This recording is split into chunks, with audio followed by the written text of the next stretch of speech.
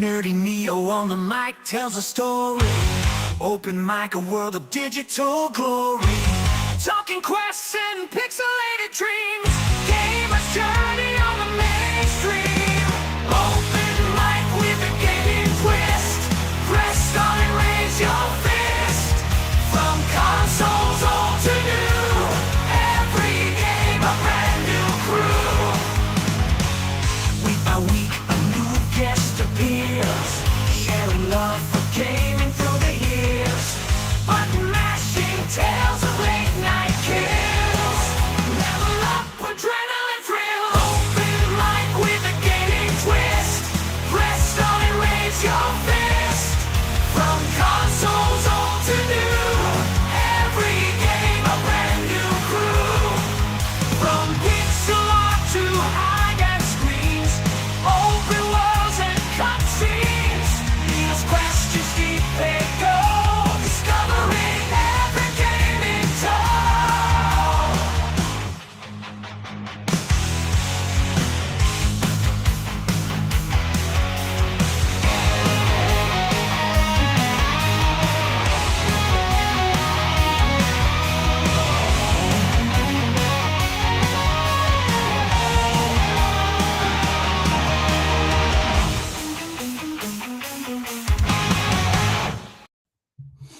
And my intro keeps freezing and it's pissing me off, but I keep forgetting to figure that out. But hello, everyone. Happy Thursday evening. It is time for another open mic. And this is kind of a special, odd one, different than what I normally do. But, we're still going to be talking some games. But we got a theme for this one, which I usually don't do. But last week was the anniversary of my favorite game ever, Mass Effect 3. It turned 14 last Friday, I believe it was. I was out of town up in Whistler snowboarding, so it was an amazing week. But I like to do something Mass Effect related. Typically play Mass Effect 3 multiplayer on stream on that day, but I couldn't because I was gone. So my last open mic guest 2 weeks ago was a big Mass Effect fan, and so is his buddy. And so we decided to have a little group open mic tonight, a week later, to talk all things Mass Effect, not just Mass Effect 3. But in honor of Mass Effect 3's anniversary, we're doing a Mass Effect stream. So coming back for, I believe this is the first time ever I've had to back-to-back same guest for an open mic. We got Max Smalls joining us again from not the bridge, but the headquarters of the Normandy. What's up, Max Smalls? Good to have you back. Oh, yeah, got to be in Shepard's cabin, and the animation's working this time, so I got my fish tank going. You got animated. And also, not just any Mass Effect 3 talk. That Mass Effect 3 is the greatest talk. Yes, I'm all on board for that. So obviously we quickly became friends because not a lot of people that think 3 is the best one. But good to have you back. And I think first time I've had the same guest on 2 episodes in a row. So good to chat some things, chat some more gaming with you. But we're sticking mostly to Mass Effect tonight. But welcome back. And a first time channel guest is his buddy that I've heard his name around the internet, but I had not met him before tonight. We got his buddy World of Gaming joining us as well. Good evening, World of Gaming. Hello, hello, hello. You know what? I'm going to swap you guys so that my logo doesn't block the fish tank. There we go. So welcome. Good to have you. Good to meet you. And looking forward to talking some Mass Effect with you. I am excited. I'm sure Max has already said that me and him have talked, especially Mass Effect 3, way up in the morning. So this should be a fun time indeed. Yes, excellent. Well, I don't really have any plan for what we talk about other than anything Mass Effect related, because that's kind of the thing. The theme of open mic is just go wherever the conversation takes us. So I figured I'd kick it off with where did you get started with Mass Effect? Were you looking forward to it, highly anticipated before it came out? Did you discover it years down the road? What was your introduction to Mass Effect? Max, you want to go or you want me to go? Oh, you can go. You're probably newer than I am. Yeah, so I actually joined the Mass Effect series very late. I actually started at 3. I actually that was the first one you played? Yes, that was the very first one I played. And the reason you may have heard of a channel called Angry Joe Show. Oh yeah. Yes. And I remember watching his videos. and him talking about it and the indoctrinary theory that was going around I at still that time. subscribe to the indoctrination theory. Yeah. So, and people were like, the ending is not good. It's the color ending. We can get more into that later, but and I was like, okay, I have to play this now. And so when I had a Wii U and they ported it to the Wii U, I played that, and I didn't even I, realize it was on the Wii U until just recently. you know what? You're not the first one, and you're not going to be the last. There's a lot of games that got ported to the Wii U. It was like the very first year, 2012, 2013. That Ninja Gaiden 3, I was that just gonna say that. yeah, You got through Razor's Edge. Razor's Edge, and Batman, both Batman games, but I think Origins game, not the first Batman City came Arkham on. City. And so I was like, I got like I was a really huge, and I still am, but I was like, I'm a Nintendo fanboy. I'm like, I've got to play all these games, the ports, and so I played it all the way through. I almost did a second playthrough, but I stopped. I even convinced my uncle, who at the time was living in New Jersey, to get a Wii U so that we can play the multiplayer for like Mass Effect, and he didn't know how to play, but we were just having a good time. So yeah, that's my journey. Okay. I would assume that it's the same game, but it's like, did people ever actually play that on Mass Effect 3 multiplayer on the Wii U? Yes. And here's the thing. I actually have a story about that. I think I think they had like a voice chat for that. I mean, I don't even remember now. It's been so long, but I remember I was in this lobby, and like the game, like we had the full lobby, and the people in it were just talking, and I was like pretty low level. I wouldn't say low. I mean, I was a pretty decent level, but they were like, level 60 or 70 or whatever they were, and they were like, yeah, this guy kind of like, they didn't even know like how good are they, just were like, yeah, this kind of sucks. They were like literally trash talking me, and I didn't have a mic, so I couldn't respond. And there was no way for me to like type in chat or whatever, to be like, hey guys, I can hear you like saying all this stuff or whatever. And they're like, yeah, we're just gonna kick him out. So they just kicked me out of the Jerks. lobby. And I was like, well, this sucks. So it was like the first time like ever doing like anything multiplayer, because I had mostly done Oh, okay. Call of Duty, Black Ops, Modern Warfare 3, and the first one. And then I actually did the multiplayer on Assassin's Creed 3, the Wii U port of it. I know I'm gonna be saying a lot of Wii U stuff, but I would defend that console to the death. I love But it. yeah, it was like the very first time that happened to me, and I think the only time, really, be honest. And I was like, this feels not good. So I kind of understand how other people feel when they get kicked out. So I have now both in this spectrums on that. So Okay. Yeah. What an odd game for smack talking, though. I mean, it's cooperative.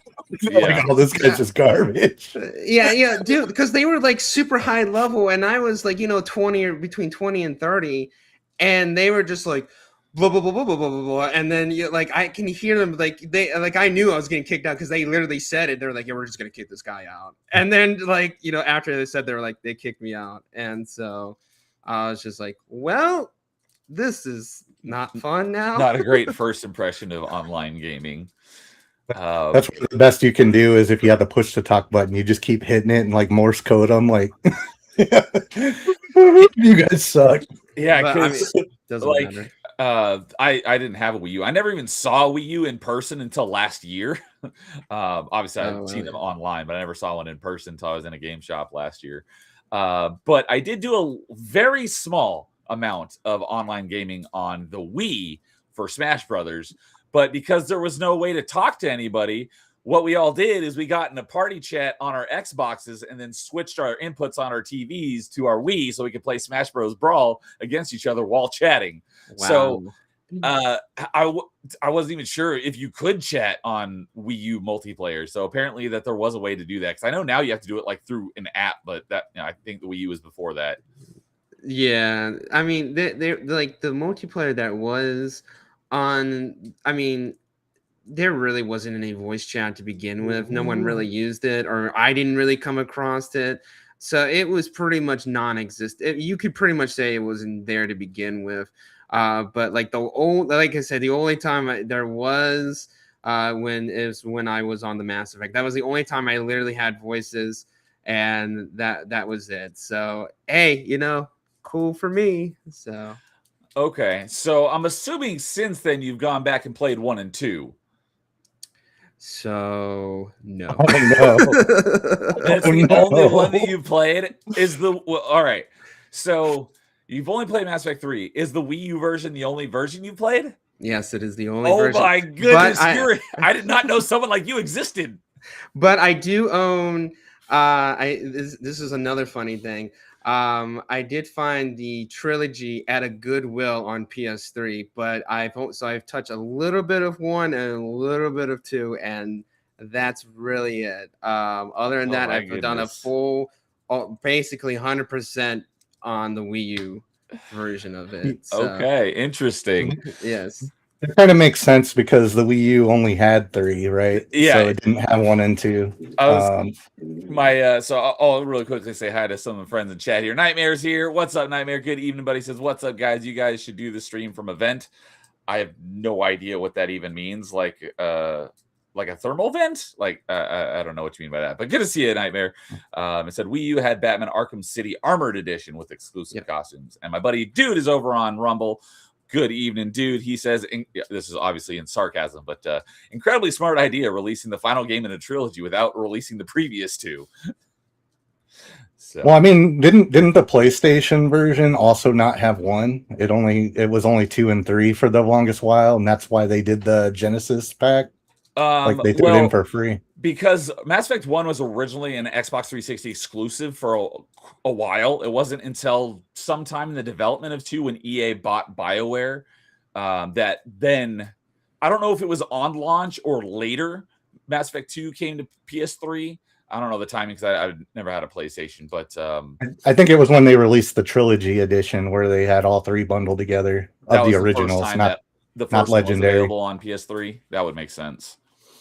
So, okay. Well, that is interesting. That was not what I was expecting, but there's probably, do you know at least the gist or the high level, or how detailed do you know the story of 1 and 2? Yes. There's probably going to be a lot of spoilers in this stream. No. So, for a lot of people, if I'm very interested in a series, whether I start from the first or last one, I have watched a lot of gameplay. I usually deep dive into the lore, whatever the case may be. I usually get a sense on stuff a lot of times, or I get, I'll talk to like Mac or someone, and he'll kind of explain, if I do miss a lot of pieces on talking about it. So I am very much aware of like Mass Effect 1 and 2, but I'm mostly on 3 just because that's the only one I really know more about than anything. Okay. All right. Because as I said, there's probably going to be a lot of spoilers in this one, so hopefully that isn't going to be a problem. No, and good. And here's the thing: even if I didn't know, I don't care about spoilers anyways. I'm the guy that like I'm gonna be like, hey, just spoilers to me, and I'll get to it like 5 years from now, and then I'll be like totally forget it, and I'll be like, oh man, this twist end didn't happen or whatever, and I'll be like, and everyone's like, yeah, it was like 5 years ago. I'm like, yeah, well, I didn't get to it that time, so I'll get to it around eventually. Okay, so by default, Mass Effect 3 is both your favorite and least favorite Mass Effect. I guess pretty much. I mean, it's my favorite, but it's definitely not my least favorite at the time. So, all right. Well, that was very surprising, but glad to hear your background in Mass Effect. So, what about you, Max? And before we continue on, Dude said the best COD was released on Wii U. Black Ops 2, from what I could see, it was fully functional. Mm-hmm. Okay. I know Black Ops 2 is his favorite Call of Duty. But I've not played many of them. But I played the heck out of Black Ops 2. on the Wii U. I would say hands down, it is if you're not doing like mouse or keyboard, Steam version is the best console. I'm not joking. It is like the best to like move even faster than probably like a mouse on that. So I literally most FPS shooters were probably the best on the Wii U for it. So yeah, like that's not even a joke. And I would say another person that would back it up is Scott the Woz. I've heard that name. Yes, he talked about the Wii U and it's the Black Ops and a lot of the series or just the Wii U in general, and he will probably defend it too. So it's not just me. There's definitely others out there for sure. So. Okay. And my buddy Dude was gifted a Rumble subscription from my friends over at Melee Games. I didn't even know that was possible to do on my channel. So that's a first. So I don't really know exactly what that means, but either way, Melee Games, thank you. I appreciate that. I'm assuming that supports me in some way. So that I was like, I didn't know that was possible. $10 in the bank, buddy. So, but the Dude and Melee Games crew are good peeps. So, and Ariana Floyd is showing up on the YouTube side saying hello. Good evening, Ariana. Good to see you as always. So, all right, Max, go ahead and tell us how you got introduced to Mass Effect. Okay, before I do that, I have to point out that also Log is the king of playing like the last game or the most hated game in the series first. Okay. Because he also did the same thing with Metroid, and he started with Other M. I just have to point that out, that he's got an interesting backstory. I didn't start with it. I did do Fusion first. That was my first one, but that Other M was the first one I actually beat as a game. So the camera just like zoomed in on you like all of a sudden. I think it's because you did this. Yeah, I got a new camera, so it's all zoomed out. So don't worry about me. Just let Max while I fix Tiny over here, or unless everyone wants to see my big head. So. Interesting, because Mass Effect. I don't know if you caught any of our last open mic from 2 weeks ago. But Mass Effect's my #1 favorite franchise of all time. Metroid is #2, but I have a strong hatred for Other M. Yes, I don't want to get into it here because it's mostly Mass Effect, but I will defend that if we do like a Metroid talk for sure. So you're a defender of Other M. Yes, I am a defender. All right, I will defend that. So, okay, all right, Max, go ahead, continue. All right. Well, my story is not nearly as entertaining. I just basically picked it up on a whim, like I didn't even know what it was. Way back on the Xbox 360, the original launch one, which oddly enough, I didn't finish it the first time I played it. Like I was like, this is like, I got to the point where I was looking for the keepers, and I was like, I got past that, and I was just like, I'm done. I can't do these 5-minute elevator rides anymore.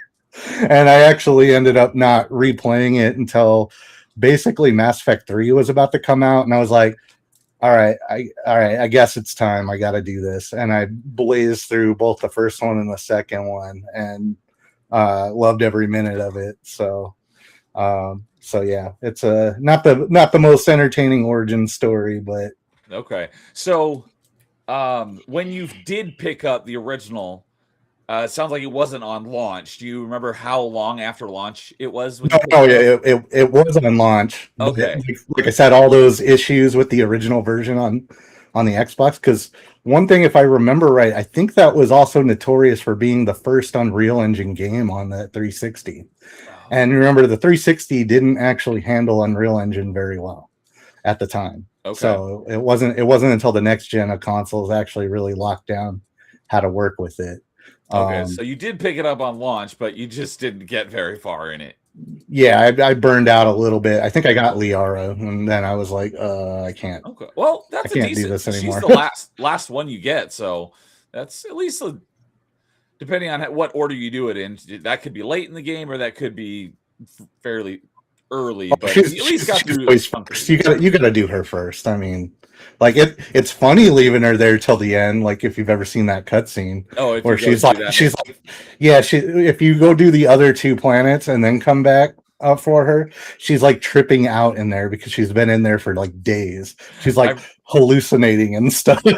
I remember you telling me about that when we talked a couple weeks ago because I was not aware of that because yeah, usually I go to and do that mission first thing after I leave the Citadel. Right, So, right.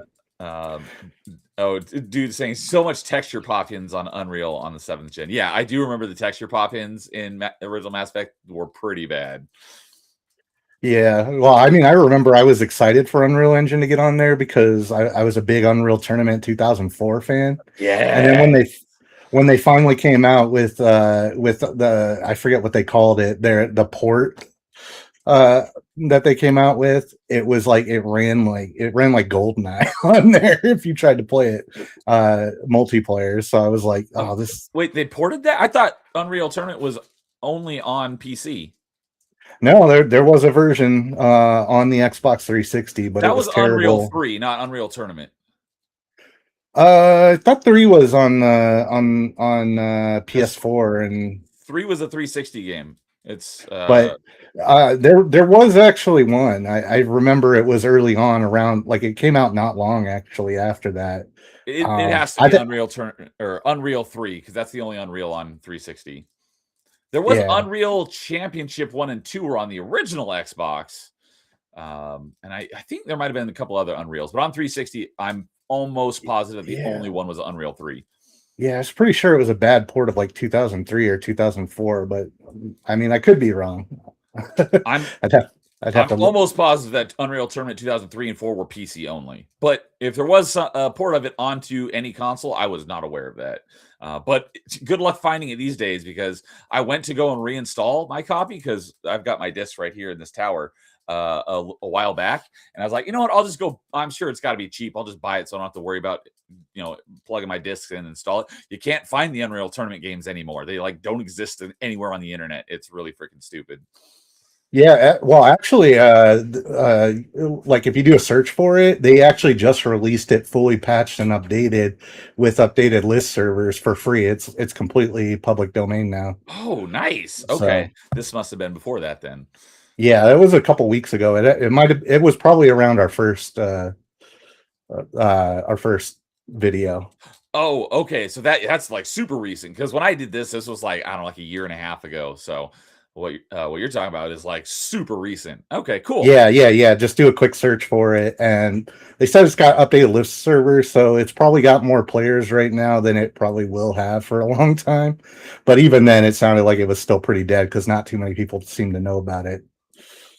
Okay. So also over on the Rumble chat, got BMO Better. What's up, BMO? Good to see you again. Saying hey everyone, big head wog. And Melee K is on YouTube saying Ashley and Miranda are best girls. Agree. Miranda is my number one. She was in my top 5 gaming waifus. I don't remember what placement she was. I'd have to go look, but Miranda is top tier. So yeah. Although I got with Tolly with Broshep, so I don't know. Tally was my very first Mass Effect romance, but Miranda doesn't show up until Mass Effect 2, so I didn't have her as an option yet. But yeah, dude says, yeah, Unreal Engine feels like the touch of death to game performance. That's what I hear, but the couple of Unreal Engine 5 games I've played have all run buttery smooth. So, BMO also got a gifted membership, so that's awesome. I heard that Quake got trademarked recently. That was the direct competitor to Unreal Tournament. It's funny because I played both.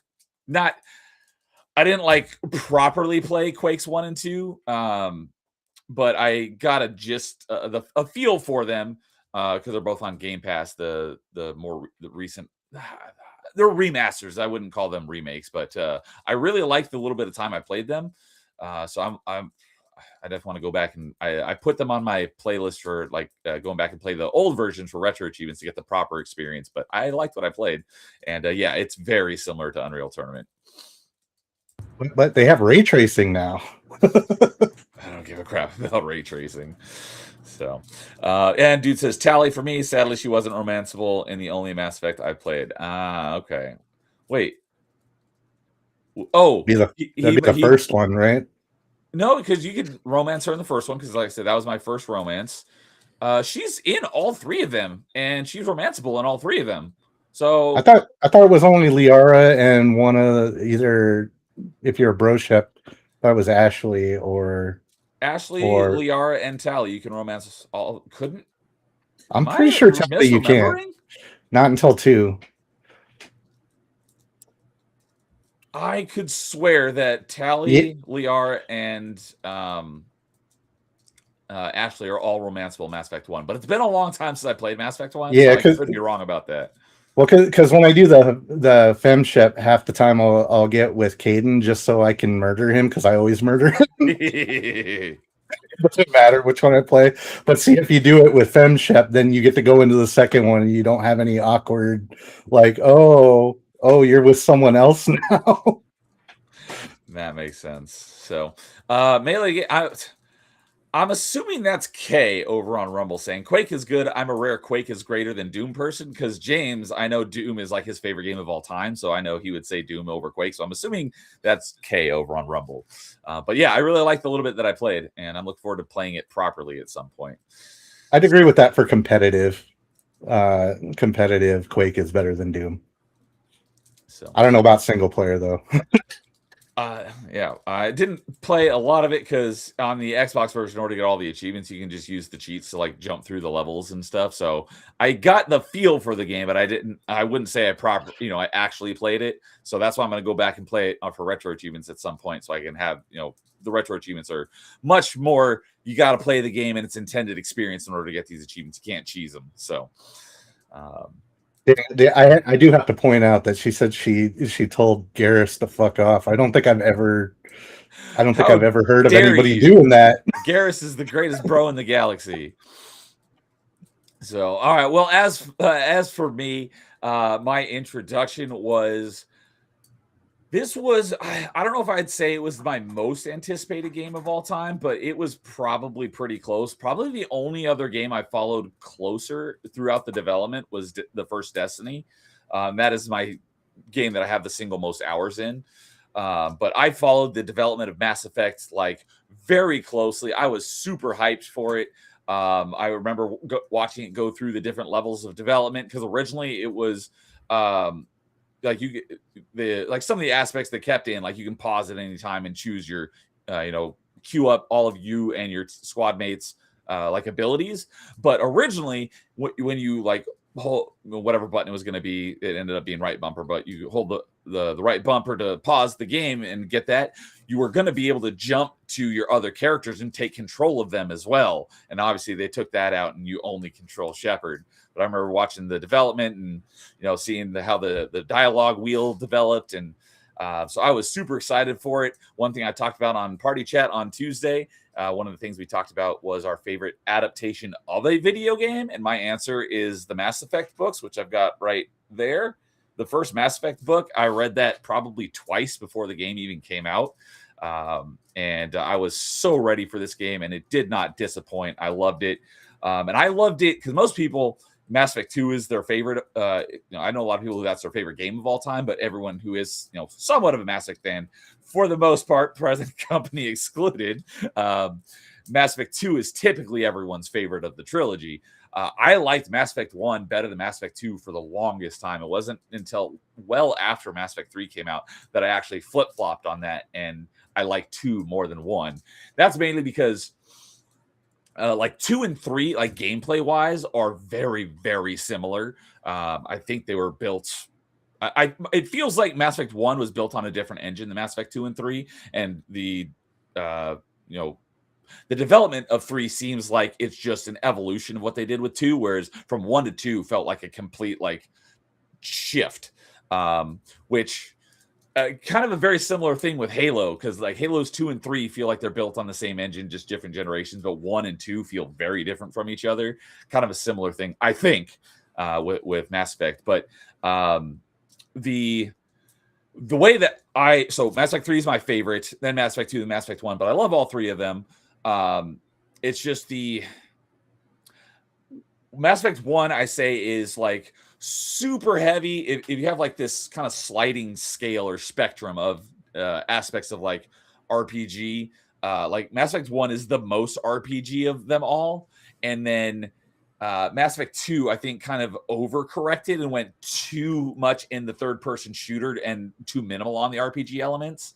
And then Mass Effect 3, I think, was like the perfect blend of the two because it was, not too far in either direction. It was like right down the middle. So I think they really hit the sweet spot with the gameplay of 3.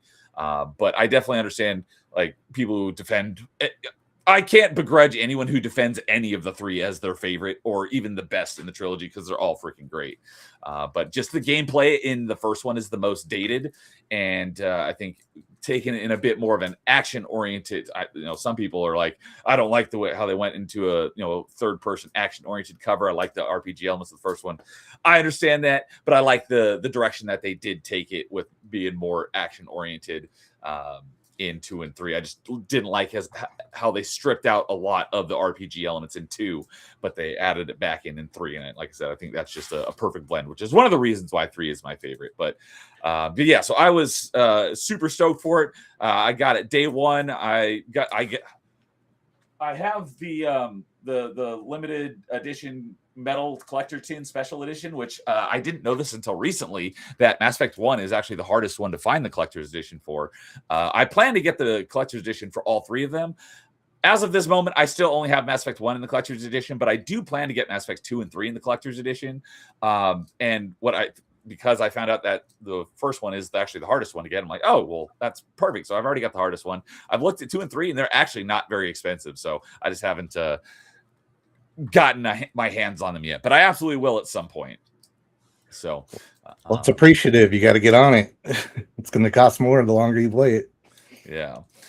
So I think that's the case. I've been successfully traumatized. Thank you, dude.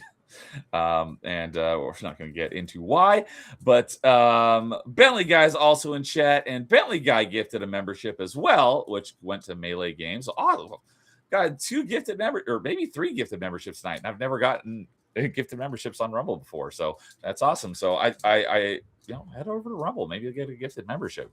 Someone's got to tell me what that means because I don't really know what that means, but either way, that's awesome. So yeah, so that's my background. While we're on the topic of the book, so the first book, if you guys haven't read it, takes place about 20 years before the game, and it covers the main character of the book is Anderson when he's obviously much younger. He isn't at the rank he is at the beginning of the book, but he goes on a mission with Saren, who's already a Spectre. And as you know, not Spectres, but Saren hates humans. And he's basically there to evaluate him for his potential to be the first human Spectre. And he does everything that he can to make sure that doesn't happen because he hates humans. So it's that story. And so if you read that and then play the game, there's a couple of nods to it where if you're playing the game and you hadn't read it, you just wouldn't really catch anything. But if you read it, you're like, I get that reference because you know exactly what they're talking about. Books 2 and 3. It's been a long time since I've read them because the first book I've read probably like 4 or 5 times. Books 2 and 3 I've only read once, but books 2 and 3 are also really good. Book 4, it was written by a different author. Don't bother. The 4th book was awful. I don't even remember what it's called. It doesn't exist in my mind. Books 2 and 3 were still really good. But books 2 and 3, the main characters are, if I remember correctly, they are minor characters in the first book. But they're the main characters of books 2 and 3. It's in the second one, I think it's the dad of these 2 characters, and then I think in the third book, not the main character, but in the third book, the main character is his daughter. But in the second book, the main character was actually a character that showed up in Mass Effect 3 as one of the NPCs. I'm like, I know that person because they were in the book. So I definitely do recommend reading at least the first 3 books because if you like Mass Effect, they are great books. So, and yeah, I haven't read the books yet, but wasn't there also one that explained Miranda and Jacob's history as well? That might have been in one of the graphic novels. I do have one of the graphic novels somewhere around. Oh, it's right there. It's not about them though. I have Mass Effect Evolution. It's about the Elusive Man. And how he came to be, which I forgot. I didn't even realize I had this until recently. I found it in a box. I'm like, I didn't even know I had that. So I don't remember if I ever actually read it, but I'm going to leave it out because I need to read for the first time or reread it. But I do know that there's a bunch of other Mass Effect graphic novels, and that could be what it was. I don't believe that their backstory was ever in any of the novels. But if there were more novels than the 4 books that the 4 Mass Effect novels, I didn't know that they existed. But I do know there are plenty of other graphic novels that I have not read. So that would be my guess, is that their story is in one of the graphic novels. Yeah, Saint. It looks like Saint's saying that it was a graphic novel.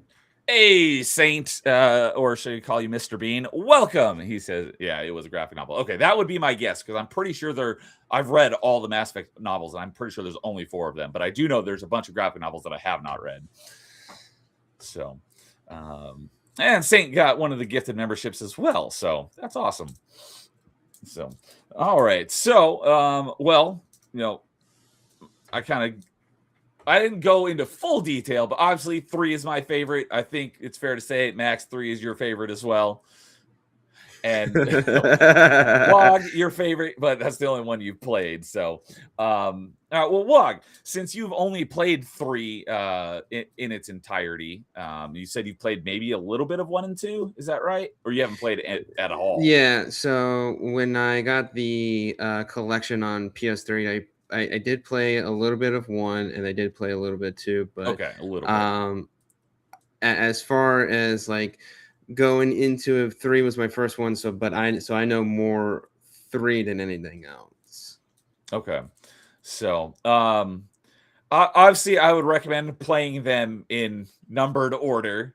But if you were not necessarily going to play them in numbered order, which one, from what you know, stands out to you more? If you were forced to play one, you could only pick one between Mass Effect 1 and Mass Effect 2. Which one would you pick based on what you know about each of them? I guess it. Oh man. I guess 2, because that's the I guess you would say the normie opinion, that everyone likes 2 the most. If I was to do 1 and 2, because everyone's like, 1, is like, it was good for what it did, but looking back at it now, everyone, especially I think everyone hates the vehicle sections in 1 a in lot. 1, yes. Yeah, so I'll go with and I'm not usually this, but I would go with 2 just for that reason alone. But obviously I'm going to pick 3 over any of them. So good answer. So, and we also got Flame Mage over on the YouTube side. Good evening, Flame Mage. Haven't seen you in a while. Hope you're doing well. Good to see you. Okay, because that is I haven't played Legendary Edition yet. It's one of the things, it's been on my backlog for a while. I'm hoping to play through it this year so I can see for myself the changes they made from the original, because from what I hear, they didn't really do much to 2 or 3 other than in 2. I know they did some camera angle changes because, how dare you look at Miranda's perfect posterior.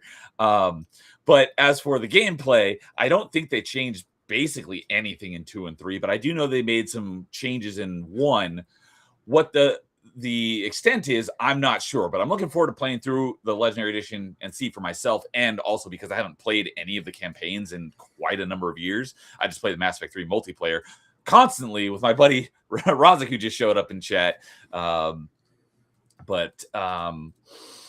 There is the only main thing that got changed in 3, as far as I know, was the rebalance of all the stats to not have to take into account multiplayer or yes, they stripped out the Galaxy at War assets aspect of it. So I do know that you can do all 3 games in a single playthrough and get all the achievements, because originally in Mass Effect 1, to get all the achievements, you had to make at least 3 playthroughs, because there's an achievement for getting to level 60, which takes like 2.5 playthroughs. You cannot do it in 1 playthrough. And 2, there's an achievement for each of your 6 party members. And it says this was really annoying back then because the achievement is super ambiguous, and it says play most of the game with this person in your party. So there's one of those achievements for each of the 6 party members, and you're like, oh, so I just need to do half the game with them. And no, what it means by most is it means like do every single side quest in the game, because if you just go mainline the story, you won't have done enough missions with any of them to get the achievement. So you could beat the game and not even get that achievement. You have to do literally almost every side quest in the game, like 95% of the quests in the game with that person in your party. And so because you have a 3-person party, you could get 2 of those achievements per playthrough. So you have to do at minimum 3 full playthroughs to get all the achievements, which I didn't have a problem with because I loved it. But I could, for, people who aren't as emphatic about the game as I was, I could definitely see that being an issue. No, they changed them. I didn't have to play. The only reason I had to go back and play some was because I play Infiltrator. So they were like, use the pool power like 15 times or something. And what I found out though, is you can order your teammates to do those moves, but you have to order them to. If you have them on auto and they do it, it doesn't count. Okay. So yeah, you can just go back and load up a save and then just take them into a couple missions. But there was nothing like that where you had to use them through the entire game or anything like that. Got rid of some of those achievements, and they made the leveling system like I said, I haven't played it, so I don't know, but from what I've read, they made the leveling system is a lot more congruent through the course of 3 games. So I'm looking forward to playing through it again just for the story, because like I said, I haven't played it in a long time, but I'm hoping to get to that sometime this year. But I'm regularly playing the Mass Effect 3 multiplayer on nearly a weekly basis still to this day, because I love the multiplayer so much. But my buddy Roger says, if I'm not mistaken, there's a pretty crazy graphic novel that goes into the backstory of the Elusive Man. You just missed that, because I literally just talked about it, because I got it right here. Mass Effect Evolution is about the Elusive Man, and I didn't realize I even had this until recently. And it's like, oh, I don't know if I ever actually read this, so I'm going to either read it for the first time or reread it because I totally forgot about it. But yeah, it's all about the Elusive Man and how he came to his position of power. So, and Big Dog Jake is in chat as well, saying, God bless Mass Effect. Yes, like the stream nerds, all Neil at Tally Zora Vasranok. So, he's a good dude, and we talked about Mass Effect when he was on Open Mic a while back as well. So, BD Jake and Roz, since you guys are here, we were talking about it, the romanceable options in Mass Effect 1. I thought that you could romance Tally, Ashley, and Liara in Mass Effect 1, but they're thinking that you couldn't romance Tally in the first one. But I swear that she was my first romance on my first playthrough of Mass Effect 1. Maybe I'm mistaken. So if either of you guys know for sure, go ahead and let us know, because I thought you could romance all of them. See, because if you could, every time I was broship, I would have picked her. Like, you just have terrible options in the first one. It very well could be that I'm just misremembering, but yeah. Oh, where I was going with that is, yeah, the Mako was not great in Mass Effect 1, so I think they made some adjustments to it in the Legendary Edition to make the driving better. The thing that always baffled me is because they got a lot of feedback on that, they basically stripped that entirely out of Mass Effect 2. There's no vehicle for the most part, because the first vehicle they added in as a DLC afterwards. I think that was the DLC was called like Firewalk or something like that, and it added in the Hammerhead tank. And people still crapped on that, but I don't know why, because that thing was a lot of fun to drive. It was fast, it hovered, it was very weak, so it could get destroyed very easily. But I enjoyed that one, and fortunately, it doesn't overstay its welcome like the Mako does. You only use it in a couple of missions, but it got a lot of crap, and I didn't mind it. I quite enjoyed those missions. So they made a couple of tweaks, mostly the fact that because when the original PC port came out, they actually redid the Mako somewhat. So I think it's using the PC restructure, like of the physics and stuff. Other than that, the only other thing I think they changed is they made it so like you'll go forward faster when you hit the booster, but that's about it. Because in the original, you had the jump thrusters on the Mako, but that was it. You didn't have a forward boost, and that's why people give Andromeda a lot of crap. But the Nomad, your driving vehicle, and that is.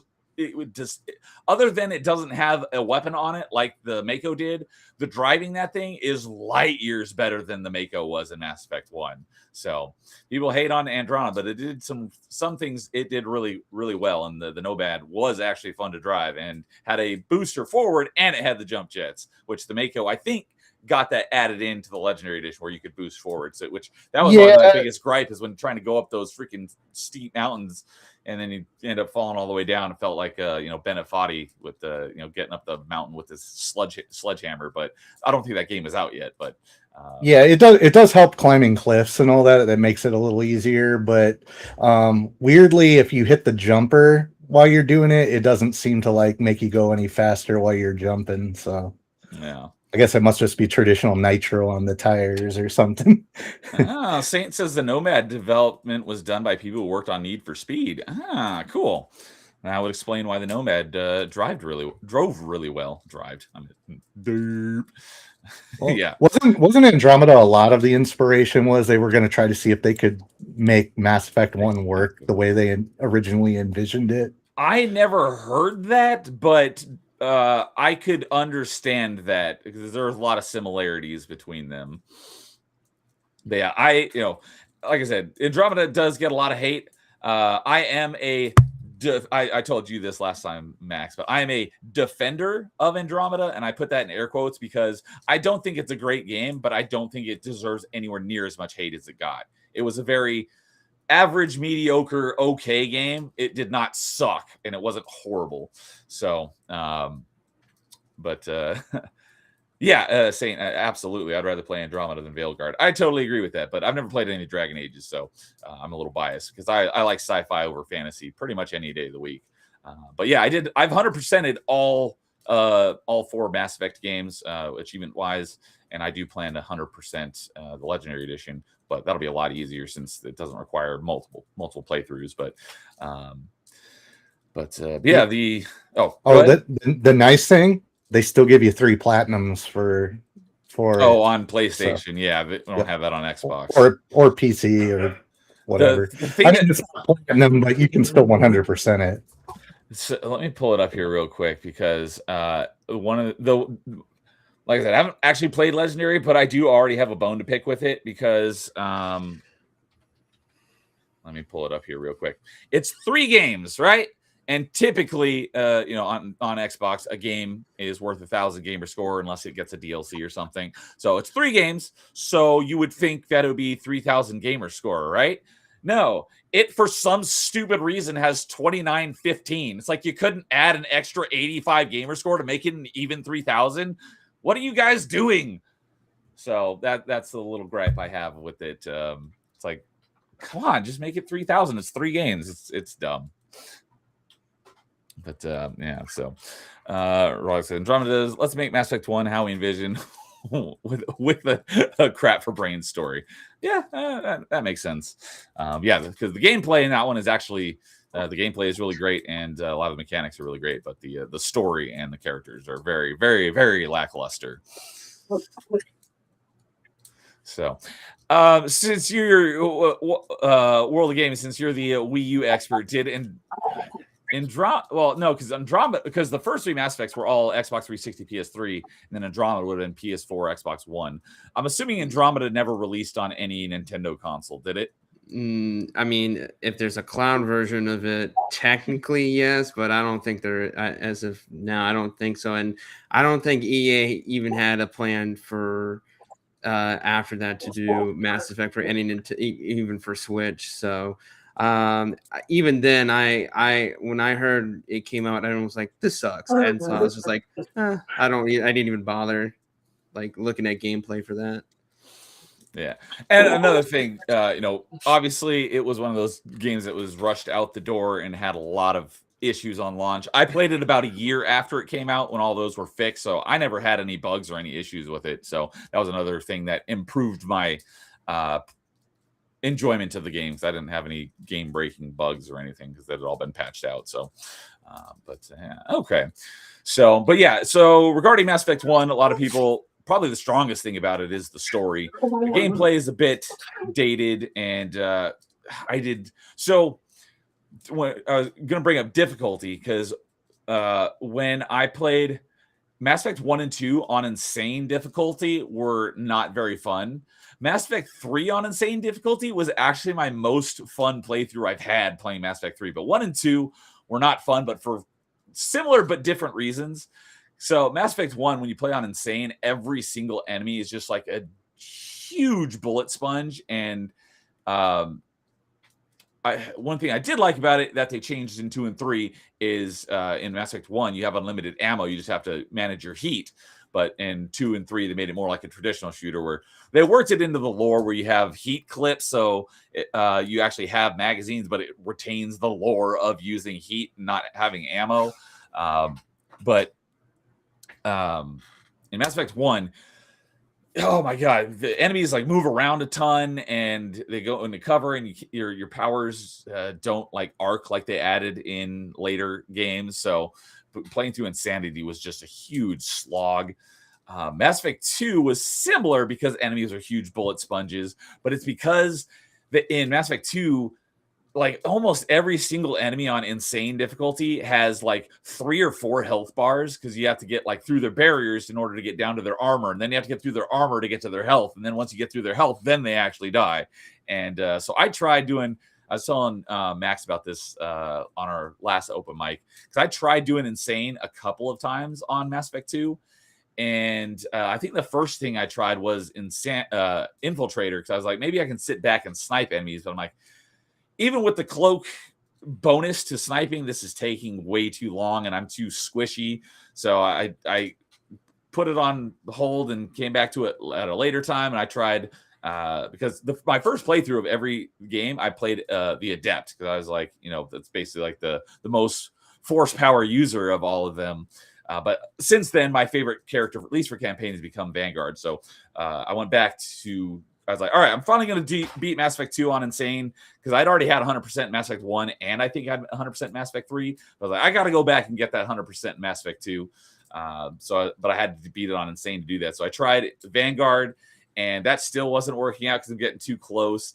And then I was like, how the heck are you supposed to do this? And I saw a bunch of people online say, play Soldier. And that was the key for me, was playing Soldier, because you have access to all the different ammo types, which allow you to more properly deal with all the different armor, health, and barrier types. So 2 was a bit of a slog as well, but that was kind of the key. And then once I started playing as Soldier, I actually enjoyed it for the most part. But my most fun playthrough I ever had of Mass Effect 3 was my Insanity playthrough. That was a lot of fun. So have you guys played through, well, Max, you played through all of them. Have you done an Insanity run on all of them? And World of Gaming, have you played 3 on Insane? And what was your thoughts on Insane if you've played it? So I because I loved it, I wanted to get like, because I know there was in-game achievements, especially for 3 that told you, and I basically got everything else except for I had to beat the game on hard mode, and I think I somehow did not get a romance achievement for that, which that achievement is called Paramore. But I tried to do hard mode, and I was like, man, but yeah, I didn't beat it. That was going to be my second one, but I'm sure if I really like did it, I would have definitely beat it. But that, other than that, no, I didn't really beat Mass Effect 3 on like the hardest difficulty. Okay, I thought Mass Effect 3 was on Insane was like the most well balanced, because I felt I did it with Vanguard, but I felt like I could have done it with any class. Whereas, like I said, Mass Effect 2, it almost feels impossible unless you're playing Soldier. But I know, Max, you're a huge Infiltrator fan, and that's my least favorite class. So did you do Mass Effect 2 on Insane? And if you did you do it on an Infiltrator? Uh-oh. We lost your audio. He's working on it. While he's trying to figure that out, I did see another name in chat that I didn't recognize. Where did it go? I wanted to say hi. Oh, I don't know if you're still here, but I saw Supersonic Jiku. I've not seen you before, so welcome. Looks like there's a lot of activity on Rumble tonight, which is very unusual. But yeah, Saint said Mass Effect 3 did come out for Wii U, though you had to use the comic DLC to make choices for 1 and 2. Oh, that was another thing, because that was another thing that I was super stoked for this game, is because this is the first game series I'd ever heard of. I've heard that there have been other ones since, or that I didn't know of, but where your choices in 1 carry over to 2, and then your choices in 2 carry over to 3, which I thought was like the coolest concept ever. So I love that after 2 came out, it's like, oh, I need to make a different choice. I got to go back and play Mass Effect 1 again and make that other choice so that I can continue it on into 2 and see how that plays out. Fortunately, they released those animated comic DLCs for 1 and 2, so you could basically not have to play through the whole game, and you could just make those choices, then import those choices into 2 or into 3. So that was a nice touch. That was the Genesis pack, right? Yes, that's what it was, the Genesis pack. So I can hear you now. So I had to refresh it. It lost my thing when I had to restart the NVIDIA broadcast. It just would not find the mic anymore. So yeah, did you do Mass Effect 1 and 2 on Insane? And what were your thoughts on those? Oh yeah. One at least on the Legendary Edition, one's not too bad. I wonder if they balanced it more from Yeah, the original release. It seemed a little easier because I remember one of the things that always stuck out to me the first time I played. It's one of the early planets where you go and you find a bunch of husks inside a cave. It's just one of the side quests. Okay. And I remember that being really hard even on like normal. If you were playing like just like a soldier or something, you had to like overheat and like really freaking use all your skills and stuff, which that early in the game, you know, if you didn't know what you were doing, it doesn't come naturally to you. But I do remember doing the same exact cave on Legendary. I just did Insanity right off the jump because I wanted the platinum. Insanity. Okay. Yeah. So what I did on the original release is I played through and got up to level 60. Then I did starting at level 60. I did my Insanity playthrough. So, yeah, well, again, because they've rebalanced it a bit. Because the original, they were trying to hold you over and keep you playing while you waited on the second one. So they kind of did a lot of that, but they toned it back in this one. There is an option, I think, though, where you can turn it on to the original level editing. That's right. And experience. So if you really want to do it, you can. And they still have the in-game achievements. They still have all those other ones you were talking about, but they're just not required for trophies. Oh, okay. So what about 2? Did you do first 2? Since Infiltrator is your favorite, I'm assuming that you did Insanity playthrough as Infiltrator. Yeah. Okay. I kind of cheese the first game. I'll just do Soldier and then change it in the second game because there's no real reason to play the Infiltrator in the first game. It's just kind of like because you don't have the cloak, you don't really have you have like the headshot power. In the first one? Nope. All that came in the second one, so the Infiltrator was kind of useless. Because, like I said, it's my least favorite class, so I didn't even realize that would. Yeah, you're basically Caden. If you do that, so like you can get unlocked powers on your character and all that. So I was like, well, I just kind I kind of want to like you do get bonuses to sniper and your pistol because they didn't have the SMGs yet. That's right. It was just assault rifle, shotgun, pistol, and sniper back then, huh? Yep, all that came in the second game. So yeah, there's almost no reason to play as the Infiltrator in the first game other than just doing it for consistency. So I have done it. It's kind of pointless, but at least in Legendary they don't lock you out of weapons, and they don't make the weapons that are not your class specification. They don't completely nerf them like they did in the original. That's right. So yeah, for anyone who didn't play Mass Effect 1, the Soldier was the only one that could effectively use all 4 weapon types. All the other classes had specific weapons that they could specialize in. You could use one of the other guns, but there's no point in it because I like the way that they did that. It's like you can use it, but since you're not specialized in it, it's pretty pointless. Like I said, my first playthrough was the Adept, and the only weapon he had specialization in was pistols. So I literally. There was no reason for me to use assault rifle or shotgun or sniper rifle. But for the heck of it, I pulled out a sniper rifle one time when I was on top of this hill looking down on all these enemies. And if you aren't zooming in, you're in third person mode, depending on how well specialized or how many points you have into that weapon, it's not a crosshair, but it's like a circle, like where your bullet could go anywhere inside the circle. because I had 0 specialization in the sniper rifle, my sniper circle was bigger than my screen. I could only see the edges of it up here at the top corners of the screen. So I could hit literally, the bullet could go anywhere. But if I did zoom in order to, because you couldn't do the same thing in first person because you actually do have like a crosshair. So how they managed it in the first person mode is the less specified you are in the weapon, the more the weapon sway is. So when I'm zooming down my scope, I'm like this, and it's like there's no way you're ever going to hit anything because it's just moving so much. So it's that's right. They changed it so you can still use all the weapons at somewhat effectively in the Legendary Edition. Is that right?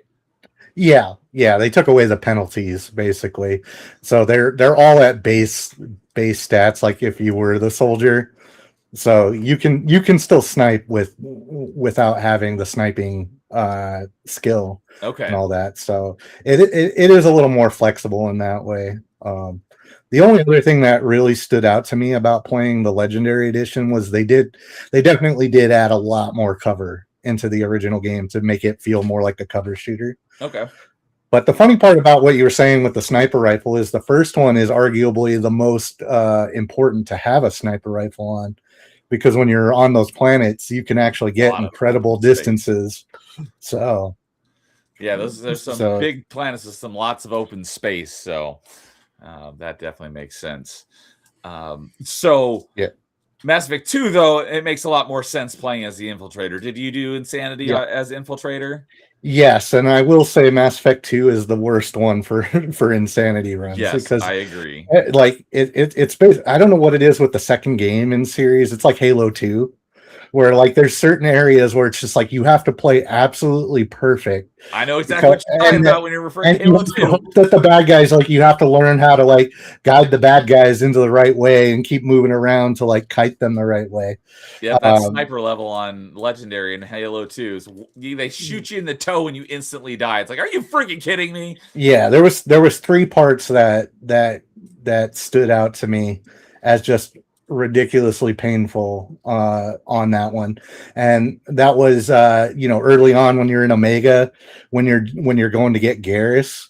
There's that room where there's the timer. Yeah, we keep sending all the guys on the sides of the room, and you have to get over to the door, and it's just like just trying to get through there at that low level. Like even if you're pretty pumped up, even at my skill level with the game, it took me like 3 or 4 times to get through like each section.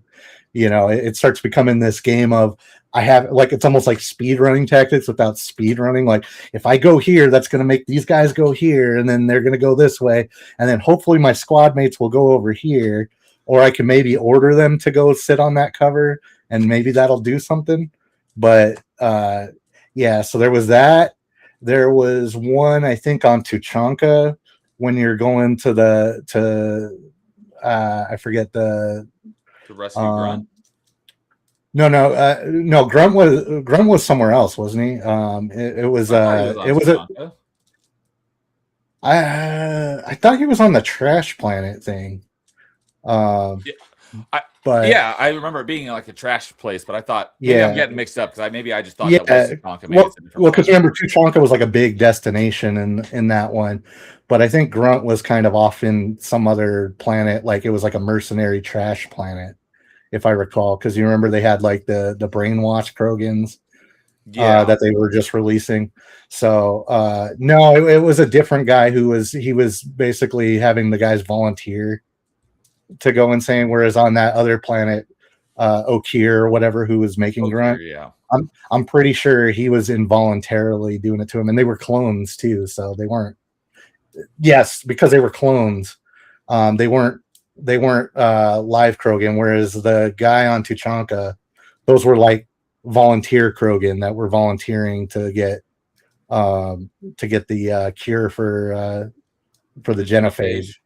Yeah, so because I think that was one of the quests that you do for Rex, was like he was the rival warlord that was giving them problems. Okay. On that one. But yeah, so one of the rooms you come in, they're on the upper floor, and they will just freaking 2-shot you if you don't You have to like hit them exactly in the right order and not miss a single shot. I think I And remember exactly what you're talking about because even playing as a soldier, I think I had trouble on that part. yeah, and that was me with you know, I think I already had the Black Widow at that point. I could be wrong on that, but you know, and with because in that one, it's not a the time dilation is not an attachment like they did in the third one. So Okay. I hate playing with time dilation because I'm so used to multiplayer. Oh, okay. So like it was driving me nuts. But even with the time dilation and all that, it still was like you had to do like point and click adventures and like get it exactly right on that. So I remember I had to do that like 3 or 4 times, just that one room. And then the final one took me a lot of times. It was the first time you come across oh, what are they called? They brought him back. The Threshold? They brought him back in the third game, only in the multiplayer though. I forget. It's the guy with the second head, but they looked a little different in Mass Effect 2. No. It was one of the collector guys. Like it was a boss. Oh, the Harbinger? No. Before that, the Praetorians. yes. There's only one part where they're in Mass Effect 2, and they look a little different in that one. Yes, one of the Praetorians you fight at the end of the game. That fight yeah, was really difficult. That fight on Insanity is still brutal. Like that one took me like 10 tries to get it, and it basically I started having to like I started having to play dirtbag like the way I would with the Vorcha Soldier, except for with my infiltrator, like just cutting corners and just trying to basically kite him around corners, hoping he didn't just light me up. So yes, I remember that Praetorian fight near the end of the game was very difficult on Insanity. Yeah, but other than that, everything else was pretty normal. And then Mass Effect 3 was a breeze because if you played even Silver, you're used to them going down and like, you know, taking 3 times as many shots. So like if you know how to build your guy for multiplayer, you go into the single player and just completely blaze through that game. Yeah. So you would agree that the Insanity on Mass Effect 3 you felt was probably the most well balanced of the 3 games. Yeah, it actually seemed easy to me because I'm used to Silver or higher. I don't know what you're talking about. This isn't a challenge. This is just fun. Yeah, I think the only time I died on Insanity on Mass Effect 3 is during the missile defense at the very end of the game because there's like 2 Banshees at the same time. That one took me a few tries. Well, see, I'm playing an infiltrator, so by that point, I have my N7 Valiant. I've got my headshots pumped up to like 20%. And then, you know, my cloaking also maxed out at that point. So just one cloak burst. It only takes me usually about 3 to 6 shots on single player to take them out. So it's one of those things. If you're used to doing it in the multiplayer, you know, like I'm a glass cannon player. Yeah. Okay. So when you see me tear apart some of those bosses in multiplayer, I can do it pretty fast in there. When you get in the single player, they don't even have any chance. And I take off the attachment that adds time dilation even. So I'm like, yeah. Okay. It's just practice, I guess. So another thing I got brought up in chat by Melee Games is Mass Effect 2 had some of the best DLC in video game history, and I'm pretty sure I know what you're talking about. But yeah, I would say Mass Effect 2 DLC is probably the best. Well, Mass Effect 3's DLC was pretty good as well. Probably my favorite one was Citadel, but I know a lot of people praise Mass Effect 2's what was that? Not Project Overlord. That was the one with the that was the other his tank brother one, up to the I think too. Yeah, that one had I think that one had a couple of the tank missions, but the main plot point of that one was the brother hooked his brother up to the machine. What was his one? autistic brother could talk to Shadow the Broker. Shadow Broker, that's the one that everyone praises as that was a really good DLC, and I'm pretty sure that's the one that they were referring to. That one was good, and the Kasumi DLC was also pretty good too. I thought the Kasumi DLC was kind of forgettable. Well, it also it's also the closest you get to an AR SMG for my infiltrator. So I'm kind of looking forward to being able to get some range on my SMG as well. So, but yeah, it's Mass Effect, because Mass Effect 1, there was basically 2 DLCs, and one of them didn't even make it to the Legendary Edition because they like lost the source code for it, but it wasn't much lost. That was the Pinnacle Station, which is basically like a simulator mode where you simulate famous battles in the past. And I think I played it once and never touched it again. Then the other one that was actually pretty decent, I recommend playing it because it leads into Mass Effect 2, was Bringing Down the Sky, and that's the first time you actually see Batarians in the game. Yeah, that's absolutely critical. Because if you don't do that, you get the bad start in the next game, which was essentially I forget, it was kind of the other option of not blowing the planet up. You might be thinking of, because there's a very similar DLC at the end of Mass Effect 2, and it was the last one released for Mass Effect 3 because it led into it, where you have to save or destroy the Batarian homeworld. You're right. I'm thinking they're very similar. Yeah, that's the Arrival DLC. Arrival DLC, yeah, that's okay. That one. No, you're right. The Overlord was the one with it's like on a moon, and they have the jets turned on. That's Bringing Down the Sky. That's from Mass Effect. Yeah, 1. and then Overlord was Mass Effect 2. You go into the big dome and Yes. fight a bunch of Batarians in there and have to save hostages. Yeah, because they're like sending a rocket-powered asteroid to destroy Earth or something. It's basically Armageddon, where you have to go and like blow it up before it destroys Earth.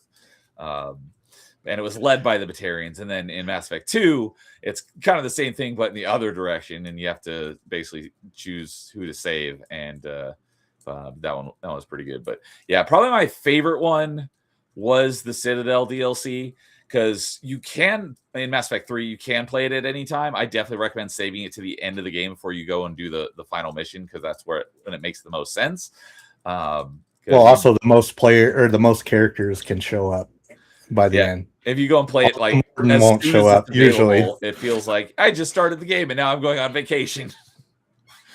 But the story of that DLC was pretty. There was one other DLC that I'm forgetting. I think, was it Mass Effect 3 DLC when you go back to it? Yeah, because a lot of Mass Effect 2 takes place on Omega. There was the Omega DLC in Mass Effect 3 where you go back to Omega, and that's in that DLC. There's a couple enemy types that's the only place they show up in any of the games, like the Adjutant. Yeah. Like, because they tried to do a little bit of that horror element of the station. But yeah, the Citadel DLC was a great, send off and kind of the proper ending to the game. Some fan service with a pretty decent story, although I saw the plot twist coming a mile away. But it has one of my favorite scenes ever when, and it was pretty early in the DLC, but you're like trapped and you think you're about to die, and your entire squad shows up and just wastes everything. Oh, I love that scene so much. It's like, yeah, you don't ever think about that as being, especially if you're like a hardcore RPG player, you don't really ever think of it because you're just so used to it. It's like you have your squad of 3 or 4 people, but you have all these other people that are just doing nothing the whole time. It's like, why aren't they doing something? So it was great to see them show up and, save your butt and just waste everything. That was freaking great. Isn't that also where they do the joke when you're in the vault where Shepard's like, do I sound like that? I forget what is it Shepard says. Now I feel like I haven't played recent enough. Like it was a joke because Shepard was always like ending conversations. Yes. I forget what Shepard's line on that was.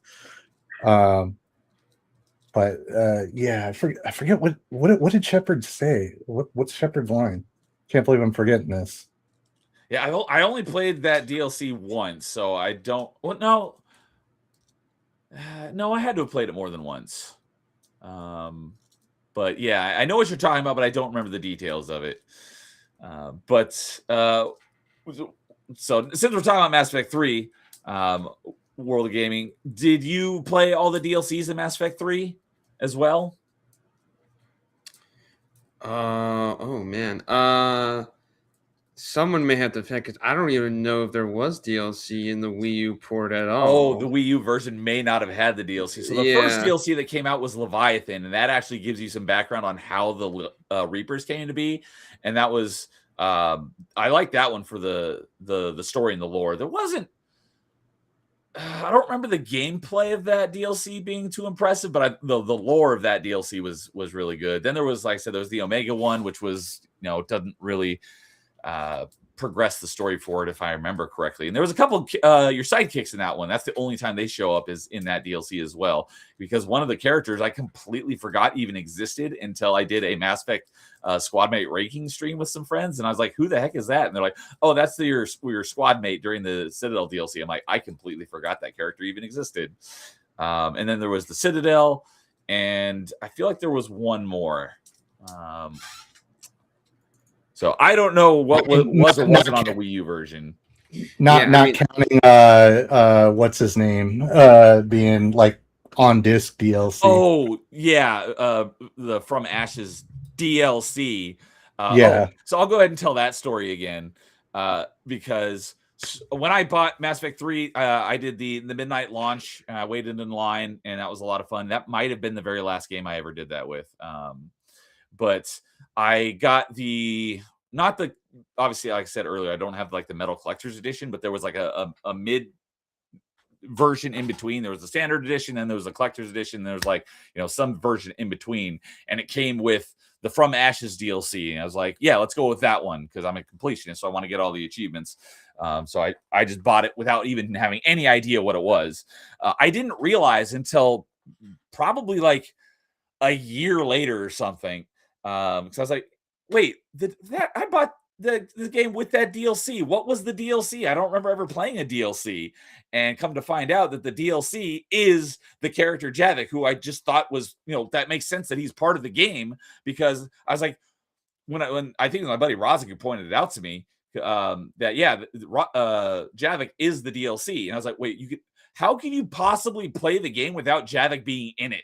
That totally blew my mind. And it was basically day one DLC. And it's like, this is obviously came out in 2012, and this was the height of scummy DLC practices. But yeah, putting day one story required content as a day one DLC is, oh my God, that is some of the scummiest perversion of DLC. So I had it from the get-go without even realizing it until way later I realized that was the DLC. Like, how could you possibly play the game without him in it? It doesn't make sense.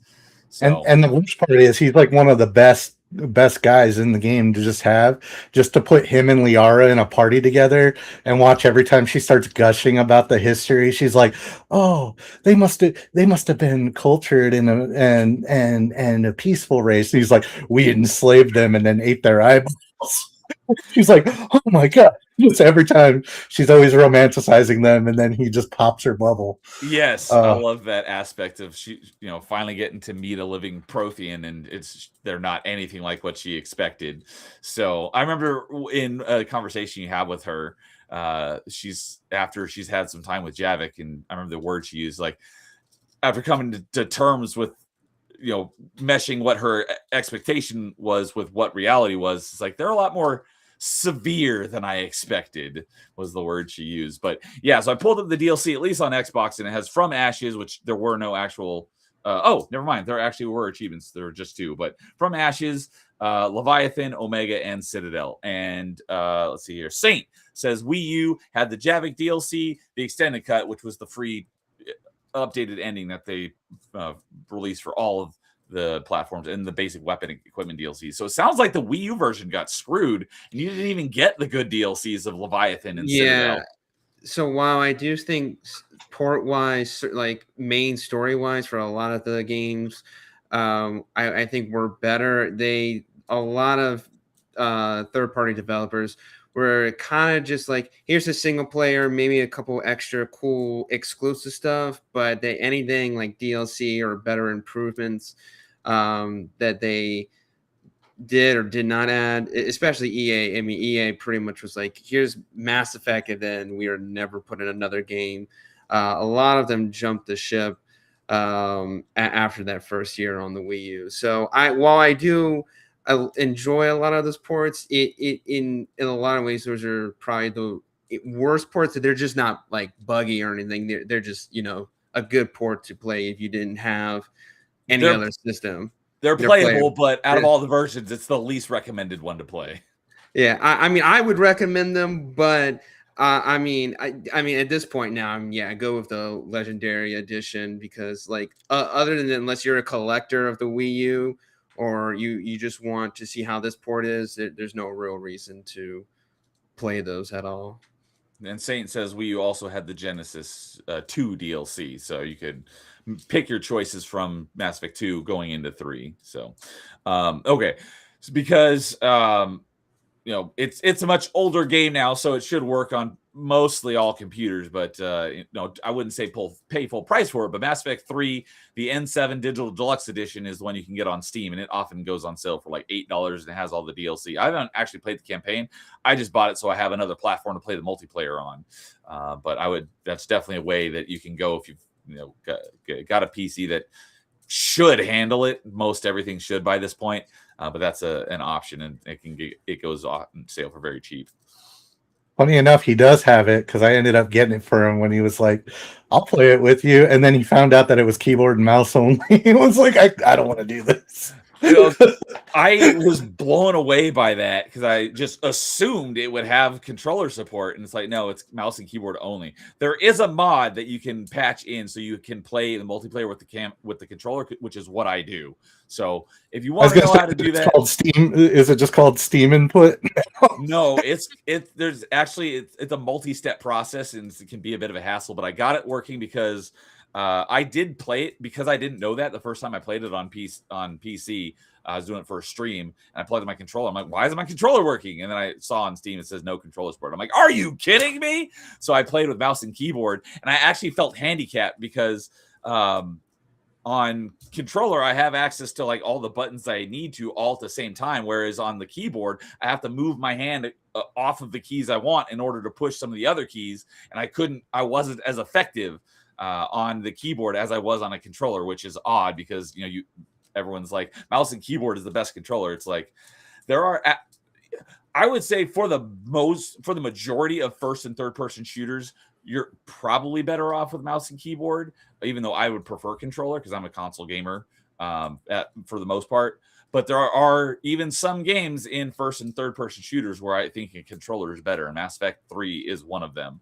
But there are absolutely genres where it's like, why would you ever even consider playing that on a mouse and keyboard? So people are like, oh, I'm a PC elitist and I play everything with mouse and keyboard because, I'm not going to touch one of your peasant controllers. It's like, if you play certain genres, there's no way you'd ever want to play with a mouse and keyboard. Like, you're not going to play a hack and slash on Ninja Gaiden with a mouse and keyboard. That is a controller game.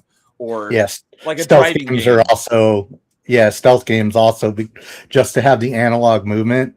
Like both Metal Gear and Sniper Elite, you can actually move a little bit faster than what the stealth button on the keyboard will like slow you down to, and still get away with it. So that's another place where it's critical.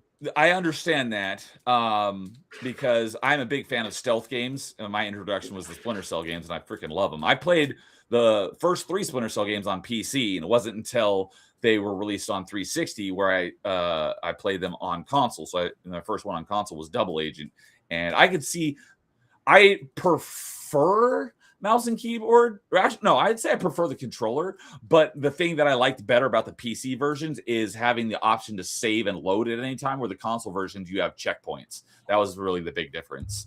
But I totally understand that. The other genre that's a big one is driving games. Obviously, the best way to play that is with a steering wheel, but if you don't have that, a controller is going to be way better than a mouse and keyboard. I think for me, it just comes down to whether they have basically what was it? Call of Duty Advanced Warfare or later aim assist as opposed to like auto aim, which a lot of them used to use ahead of time or back in the day to do that. Because while Mass Effect 3, the original version, I don't like it with the gamepad. When I played the Legendary Edition on PlayStation, I played the entire thing with it, and they did update it so that the aiming feels more like modern shooters. So that is one thing. Like all 3 games, like actually have like the little bit of magnetism and stuff to keep you on target at long ranges and hit, you know, super long range shots. But like on the multiplayer, I cannot hit half the snipes that I can hit on the PC version. You know, it's just really hard to rip off a headshot on a fast moving target on the console version for some reason for me. Which is not true on the Legendary Edition. The Legendary Edition, because they tightened it up with modern aim assist and stuff, I can actually hit satisfying headshots and stuff. So hopefully they'll eventually add multiplayer to it, because they keep they keep out rumors that they might do it. I've got my fingers crossed. I'm like, I've heard the rumors, like, please do it, because that has always baffled me, because that was like the first loot box game that I knew of, but loot box didn't have a negative connotation until many years later, until things like Battlefront 2 and Shadow of Middle Earth, Shadow of War. It's like loot boxes were in Mass Effect 3 and no one had a hissy fit about it. But the fact that that's they had loot boxes in it, and it's like, why wouldn't you port that to the new version so you can continue to make money off of work you already did? And they're like, no, we're not going to do that. It blows my mind why they didn't do that. But I really hope that we'll get the multiplayer in the Legendary Edition. That would be I gotta imagine, though, to avoid something, if they do that, they might actually change the system a little bit, because one of the reasons why nobody complained about the third one was because they made it fair enough to where if you're playing silver matches, especially those newbie, the rookie ones, the fact that you can't get doubles most of the time, you can max your weapons out and stuff real quick, and you could buy like 4 of them in like one silver match. Yeah. So the fact that they made it so you could just use in-game credits and it wasn't that big of a deal. There was always the option for in-game credits, because I've never spent a single real cent of money on Mass Effect 3 multiplayer transactions. But yeah, there was the option to, on Xbox, it was use Microsoft points, because that was a thing back then, or use in-game credits. That's all I've ever done.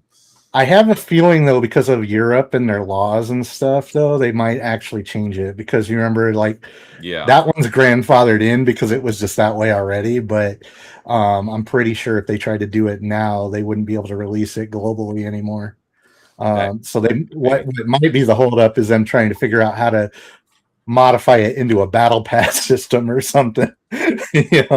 Which, honestly, if they were going to maintain it and start adding new maps and like new enemies or something, I might be on board for it. Oh, just I'm on board regardless, but that would be awesome. So, yeah. So if you guys have the Steam version, I could show you how to get the controller support running. Maybe we'll have to play sometime, because I haven't done it as regularly as I like to, but I like to do a Mass Effect 3 multiplayer stream once a month, Mass Effect Monday. But maybe we'll have to. If you guys are able to, maybe we'll have to do that. But let's see here. I actually didn't stream it, but I tested it the other day on my new laptop. So, that was good. I thought it was someone suggesting it, but World of Gaming is the one who actually said I might have to stream some Mass Effect 3 on the Wii U at some point. I was gonna say, I thought it was a joke. Someone in chat's like, "Hey, you should stream the Mass Effect 3 Wii U version," but that was actually him saying it. Oh yeah, that's Woggy's claim to fame, is like, I'm gonna play original hardware on the version nobody likes. But Saint said, yeah, the Legendary should work fine on just about any PC. Yeah, that's what I was thinking, because it's such an old game. I played Mass Effect 3 on the Steam Deck with no issues. And dude says, why would you play Ninja Gaiden anyways? Because Ninja Gaiden's, well, not 3, but 1, 2, and 4 are all awesome. He hates Ninja Gaiden, but I love Ninja Gaiden. But Flame Mage says, I don't often use controllers, but I am a big fan of them for a lot of games. So, apparently there was some freezing, because I'm seeing some spinning logos in chat on the Rumble side, but I haven't seen any issues on my end. So, all right. Well, get back into some more single player aspect, and we'll move on and maybe talk about some multiplayer. But so as I said, the first time I played through all 3 Mass Effects, I did Adept. But since then, my favorite class type has become Vanguard. Sounds like Max, your favorite has always been and still is Infiltrator. Is that fair to say? Yeah, yeah. You know, in multiplayer, I don't mind a lot of the alien races and expanded stuff, but as far as vanilla, which is all you can do, yeah, the main human classes, Infiltrator is the only one I really like. So, And I'm meaning more so the campaign, but yeah, you like the Infiltrator across both. yeah. Now, if I could mod in a Vorcha soldier or a Juggernaut or what is it? Is it the Krogan Sentinel, the one with the tech armor and the giant hammer? That's the Krogan Warlord. He is a Or Sentinel. the Yes, Warlord, yeah, that's one yeah. of my. So I love that character in the multiplayer. those are pretty much all I can play effectively. Everything else I try in multiplayer, I'm not terribly good with. Although cloaking through walls with some of them is pretty fun, like doing side dash cloak. But it usually just gets me killed, like Supermaning at guys. And I really wanted to get good with the laser whip, but to throw. I don't. I just pulled it up because everyone's saying F. Yeah, I have no idea why, but my Rumble stream just ended. So freaking Rumble, you suck. I had a lot of activity over on Rumble, so obviously everyone on Rumble can't hear me, but I am still live on YouTube, Twitch, and Kick if you want to watch there. I'll relay real quick. I have the chat open. Rumble killed the stream. I have no idea why. It's let's hear it. Let me check and see if I am still live on Twitch and Kick.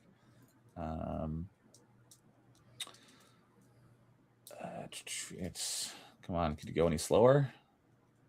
Yeah, it looks like I'm still live on Twitch, and looks like I'm still live on Kick. So I am still live on those other platforms. But yeah, Rumble, you crap in the bed here on my most legitimately been on online here nearly 3 years, and this is the most activity I've ever had on a Rumble stream. And of course, it craps out on me. Thanks a lot, Rumble.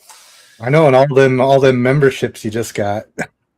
So, and I don't know how to fix that on the fly. So, I apologize on behalf of Rumble. Rumble, you owe me. So, hey, I see Atomic Patriot showing up in chat. Good evening, Atomic Patriot.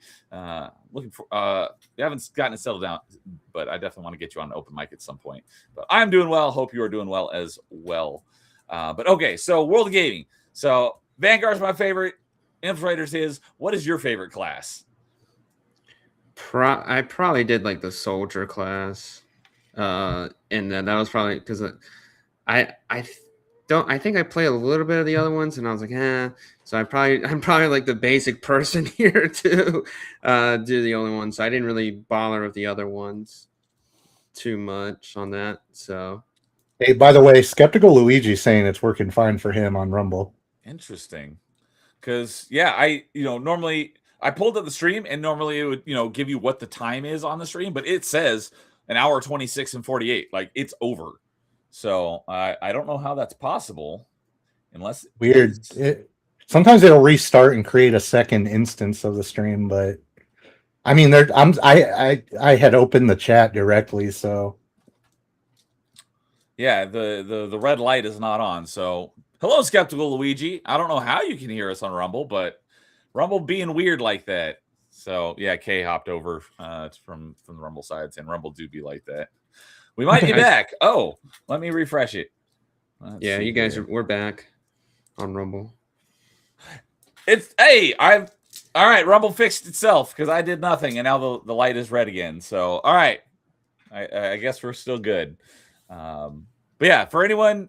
I am also on YouTube, Twitch, and Kick if you want to watch there if Rumble craps out again. I have no idea what the heck that was about. But yeah, you didn't miss much. We were just talking about our favorite classes. So mine is Vanguard, Max's is Infiltrator, and World of Gaming's was Soldier. So,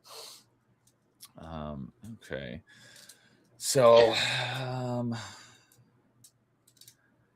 and it's okay. So, World Game, we didn't actually ask this question, it just kind of came up and Max and I mentioned. So Max's favorite romance option was Tally. Mine is Miranda, who is one of the main characters in 2, but she only shows up as a side character in 3. Who is your main romance in 3? I would have done if I done it correctly. I would have done Tally too. Okay. For Ashley would have been my second one for sure. Okay. My buddy, my co-host on Party Chat, Carl, he's a huge Mass Effect fan. He wanted to be on the stream tonight, but he's got some tough stuff going on IRL right now, so he wasn't able to join us. But he's a massive Tally fan and Ashley as well, so he'd love to hear you guys say that. Okay. So, all right. So, what else about campaign? So, oh yeah. So I was talking about some of the great things about Mass Effect 1. I think like the story and the writing is probably the best in that one.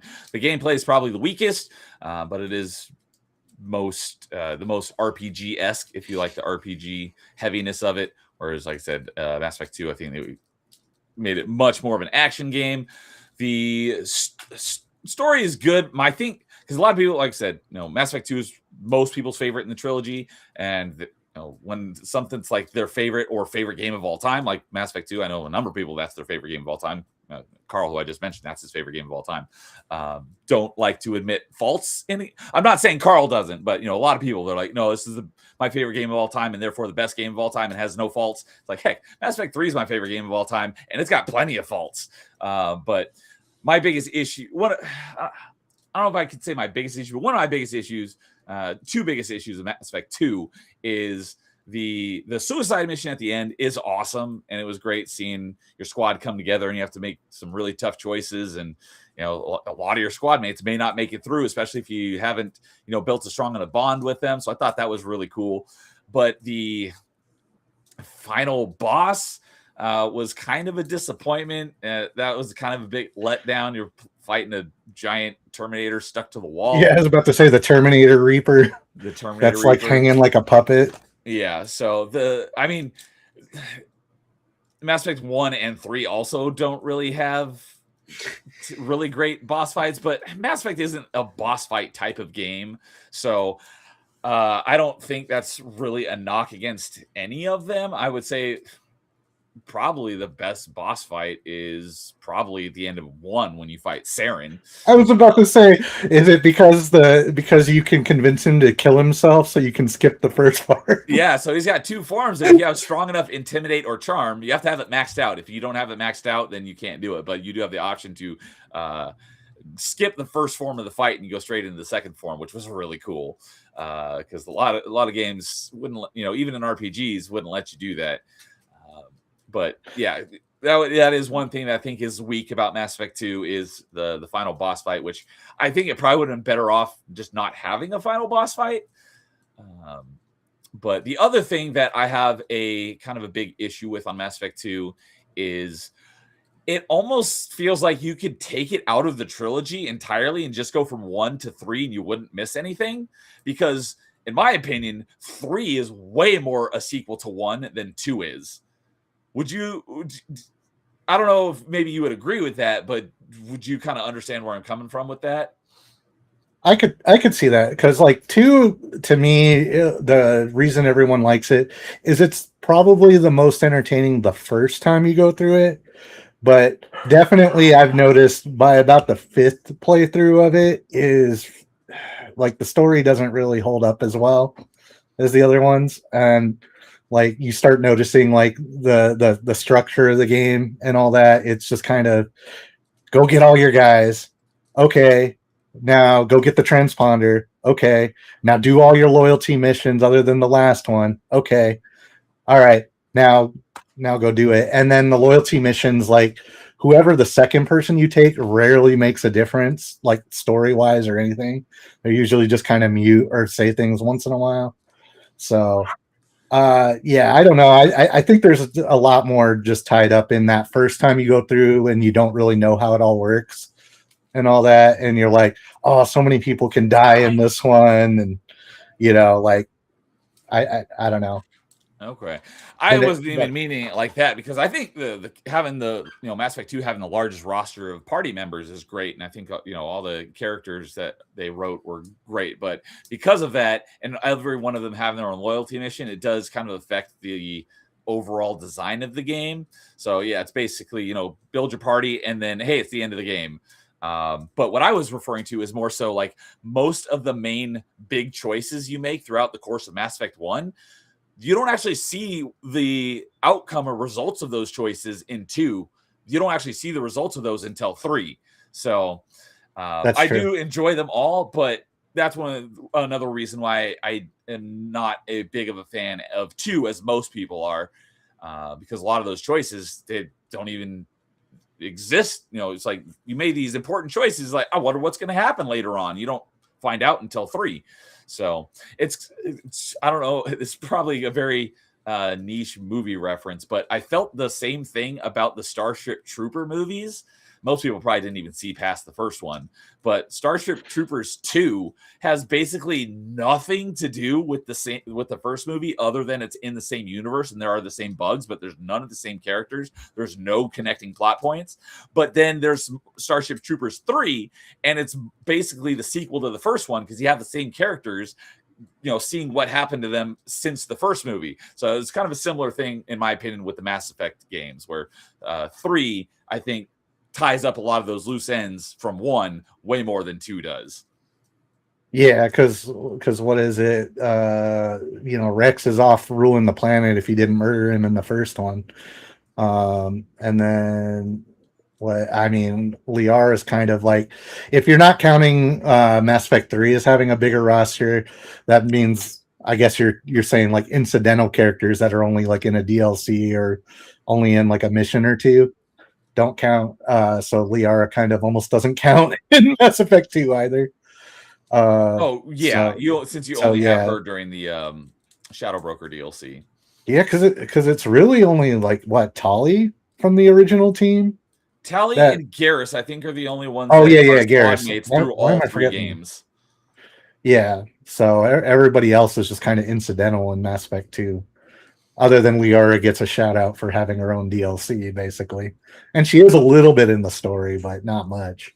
And that was another thing is, the way they set her up in the Shadow Broker DLC, that they almost did nothing with that in Mass Effect 3. So they set it up as like, this could be a cool thing, and then they basically like did nothing with it. But that's more of a shot at Mass Effect 3 than at 2. You don't like hearing him go, "Hey, Shadow Broker, what should we do next, Shadow Broker?" But a couple other new names show up in the Rumble chat. Got Weaves and Kaboom. Welcome. Not seen you before, but welcome to our Mass Effect discussion. And Zorak 90, sub guys. Good evening. Welcome to a random chat about Mass Effect to honor my favorite franchise. After its Mass Effect 3's anniversary, it turned 14 last week. So good to see you guys. And oh man, I need to get on with that the PC copy stream, huh? Yeah. Sounds like a lot of people haven't actually seen Legendary Edition or played it. But yeah, even though I put probably nearly 1,000 hours in Mass Effect 3's multiplayer, I would happily start over from scratch in the Legendary Edition if they brought the multiplayer back. I would have no problem with that at all. But another thing on the Steam version is because it's not like monitored or anything anymore.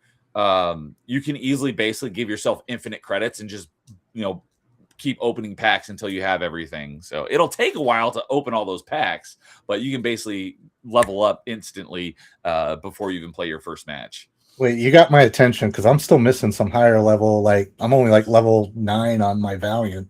Okay. Wait a minute. How do you do this? Is this something we can talk about? Yeah. It's kind of complicated, so I wouldn't be able to really describe it to you in detail. But if off the top of my head, because I did it once and I haven't done it again. But I could definitely help you do it. It's basically like the PC version of do you remember like GameShark back in the day? Where you're like, I had it for N64, so I plugged the GameShark into my 64, and I put the cartridge on top of it. And old school trainer, it sounds like a hex editor. Exactly. It's a hex editor program, and you just have to find the hex value for where your credits are stored, and then just edit that to give yourself as many credits as you want. So you do it once, and then you're basically good, and you just have to spend the time opening all the packs. So that used to get you banned, but since this game isn't monitored anymore, and the game is 14 years old, you're not going to get banned for it or anything at this point. You know if that works on the EA copy, because I'm still using the old Origin one. I believe so, because I bought it on Steam maybe like a year and a half ago or so, and I did it when I first started playing the PC version. So I've played with friends who bought the original like Origin version. They haven't done this, but I don't see why it wouldn't work since they basically combined them into one version. Well, if we get Woggy this controller mod, I can help you with that as well. Then you could actually get some good weapons real quick if you want to cheese it. So I'll have to get you guys set up with that, and we'll have to do a Mass Effect multiplayer stream here soon. But we only charge like $10 to train people how to play, right? I'm just kidding. So shout out to, I saw Anthony G just subscribed, got the little notification, so I appreciate that. Thank you, Anthony G. Yeah, so anything else about some Mass Effect 1, Mass Effect 2? So Mass Effect 2, since it had the biggest roster, curious like who was maybe your favorite squad mate and or favorite loyalty mission? Obviously, Max, you're the only one that could answer this since Log hasn't played 2. Well, I mean, I mostly run around with like Garrus and Tali when I can, but loyalty mission, I mean, the funniest one is definitely Jacob's dad, basically on that planet, like where everybody like they're all the food leader of a cult. Yeah, all the food in the water is like contaminated with this thing that makes people dumb and like easily suggestible. And he basically slowly rations to the point where everybody's doing that. And yeah, he just turns the entire planet into his harem. And then he's like, he finally gets to his dad. He's like, it doesn't want anything to do with him. Let's see. So thinking about kind of the first one that pops into my head is the Tali loyalty mission, because clearing her dad's name was cool, getting to meet some of the like the high elders or whatever, I forget what they're called, of the Quarian flotilla. Oh, the admiral, I forget what they call it, the council. Yeah, the council and some of the admirals. A couple of big name voice actors were in that mission because Adam Baldwin. Yep, Cal Rieger. Yep, who a lot of us may know as Jane from Firefly, was in that one. And or Chuck. He's also in Chuck. I have not seen Chuck, but that's right. I do know he is in that. Well, I'm pretty sure that's how he got into it because what was it? Miranda is Yvonne Strahovski, Yep. Even the likeness, and she basically told him about it and got him to come in. Okay, so that's how he got into the series. That makes a lot of sense. I did not know that. And then I recognized the voice, but I didn't know the face until later on when I watched Expanse. I'm like, I know that voice. Christian Avazarala in Expanse was the voice of one of the Quarian leaders in the flotilla as well. So I'd heard her voice before, but the first time I ever saw her face was in the Expanse. Oh yeah, I love the fact that also Adam Baldwin is the only one that doesn't get like a weird voice modulation. Yeah, the first time I heard him, I'm like, I know that voice. He's just like the one badass in the whole Quarian fleet. Oh, but then another one, probably Grunt's loyalty mission. I like that one, getting to fight the Thresher Maw on foot and kind of seeing him like go through Krogan puberty and get his rage out. That was pretty great as well. So, and I missed something here that Weaves and Kaboom said Woggy thinks Mass Effect 2 and 3 are Garbo, and his favorite Mass Effect game is Anthem. That's not a Mass Effect game, but that's another game I will defend because I just played it before it shut down, and that game was similar to Andromeda. Not great, but it also wasn't terrible. Got way more hate than it deserved. It's just a bummer how much potential it had, and it wasted it. So I think the biggest problem, because I did actually play Anthem as well, when you actually can play it, it's pretty fun. But the problem was that it was Frostbite, and so it would take you like 5 minutes to even load into the mission or change areas, and so you spent more time in the loading screen, and then the mission, like, you would have like less than 5 minutes of fun before the next loading screen. So that's actually what turned me off more than anything else in that. Exactly. I was excited for that game, and then I played the demo, and I'm like, I'm not playing this because I spent more time in the load screen on the demo than I did actually playing the game. And in the demo, you couldn't set it to private, so I had all these random people going off and doing the mission. I'm like, I have no idea what's going on. So when I played through it, before it shut down, I was able to put it on private, and I played it all solo. And I didn't have anybody interfering with my game. But I don't know if it was something that they changed over the course of the game being out or something they fixed between the demo and the final release. But they did cut down on the load screens. There was basically every time I booted up the game, it had one long load screen. And then the rest of the load screens weren't that bad. I did play it on my Series X, so it's a lot more powerful than the Xbox One when it came out.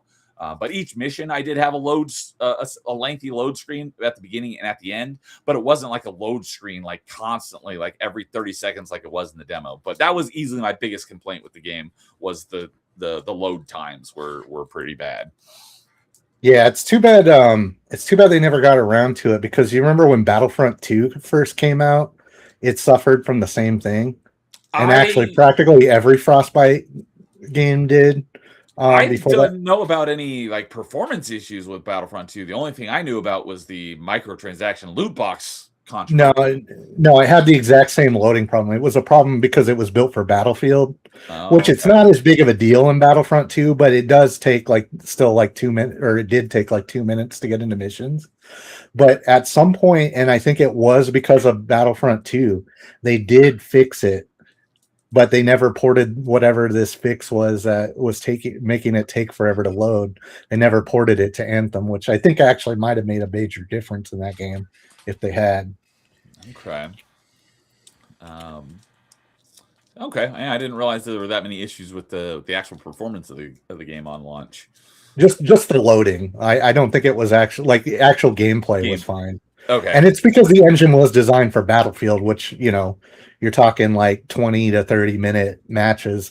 It's kind of okay to have a 2 minute load everything in at the start. But when you're trying to play something where you're just trying to load in and it's very small area, then 2 minutes is kind of a long time. Yeah. So I did see another name show up. I think Rumble's having issues again, but I think it may have settled. I'm not doing anything. Rumble's being a pain tonight, but I saw W Pianta. I think I saw that show up over on Rumble and then over on YouTube. So welcome. Hope you enjoy us jabbering about Mass Effect. Sorry for any issues on Rumble. It's not me. All the other streams, I've got it on YouTube, Twitch, and Kick. Those ones are not having issues. It's a Rumble thing. Nothing I can do about it, but it seems to be fixing itself occasionally. So sorry about that. Okay. What was it we were saying? Sorry, I did see Christian Scroggins was saying on his Xbox One X he put a SSD on there to help out for Battlefront 2. I did the same thing with my PS4. I had an internal SSD in it, and yes, it does make a massive change. But again, it's still you're talking a minute and a half versus 3 minutes or something. I didn't play Battlefront 2 until after the microtransaction controversy, and that was all patched out. And I only played it on the internal drive on my Series X, so I don't remember ever having any loading issues with that game. But I still did with Anthem.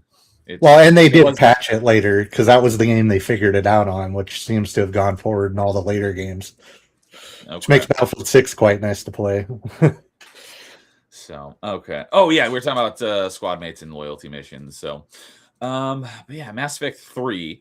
So, here's another thing is the way I played, like I said, the first time I played it, I always did Adept. I did Adept on my first playthrough of each of the 3 games. And how I did was the first playthrough, I played through as Paragon Shepard. Then my second playthrough, I played through as Renegade Shepard. And then my third playthrough, I just kind of played, made the choices that I personally would make. So curious from you guys if you had a similar like method to how you played through each of your playthroughs. Oh man, I'm sad, dude. I can't help but be a goody two shoes. I have to do Paragon. I got to do it right. I've tried. I even like end up reloading my save after slapping Al Jelani or whatever. You punching the reporter. I gotta do it, but then I'll take it back and be like, No, I take it back. That didn't happen. I want that war asset, because if you don't slap her, you eventually flip her, and she's actually a pretty decent boost. I did not know that because I've never not punched her. Yeah, so if you basically call her out perfectly in the first one to where she gets nothing and looks stupid, and you just treat her okay in the second and the third one, yeah, she'll like flip on you, and it's not like a massive boost, but it's still a positive war asset. I don't even, given that I played a lot of the multiplayer and I've promoted so many characters, it doesn't really matter what I do in the campaign. I have way more war assets than I'll ever need. But yeah, back then that would have, affected how you played. So what about you, World of Gaming? Did you ever have like a method on how you played, with your morality through the game? No, I actually just chose what I thought what I would have done. So if I was like, I should help them out, whatever, and they weren't like being pissy about it or whatever, I would, and then if they were, I would like slap them or be like, you know what, screw you, I don't want to deal with you anymore. So, because for me, I really just wanted to, like playing Mass Effect, I really wanted to just learn about the story and the characters and all that stuff. So I knew about both those options, and I think even on the second one, I wanted to try to either do one or the other. But yeah, no, for me, it was just like, hey, let's just kind of, I just want to feel how the game is and the story and all this other stuff. So, and I was just choosing choices on what I thought it was the best. Okay. Yeah. On the flip side of that, Max, like I typically choose, the good option no matter what, for the most part. So like I said, on the first playthrough, I always chose Paragon no matter what. It wasn't until my third playthrough where I would kind of make my own choice, regardless of whether it's Paragon or Renegade. And most of the time it's Paragon, but sometimes I'd make the Renegade choice. But man, doing a dedicated Renegade playthrough of the whole trilogy is one of the hardest things I've ever had to do, because some of those Renegade choices are like, make me feel like the worst person in the world. Like, how could you possibly live with yourself after doing this? I know these are, it's a digital game. These are fake characters that don't actually exist, but it's like, I feel awful so bad. But I'm dedicated to seeing this through to the end on, doing the Renegade playthrough. So I wouldn't reload my save, but it was painful to not do that with some of these choices, because they are just like heart wrenching, and you're the bad guy in the situation. Honestly, because of how hard it is for me to do Renegade, even just to just slap her, which I know doesn't really amount to much other than you lose the war asset. But I was thinking about if I do that PC stream, I might actually like do some sabotages just to get me to play it in a way I wouldn't normally play it. Where I'll be like, if you give me $10, I'll do the next Renegade.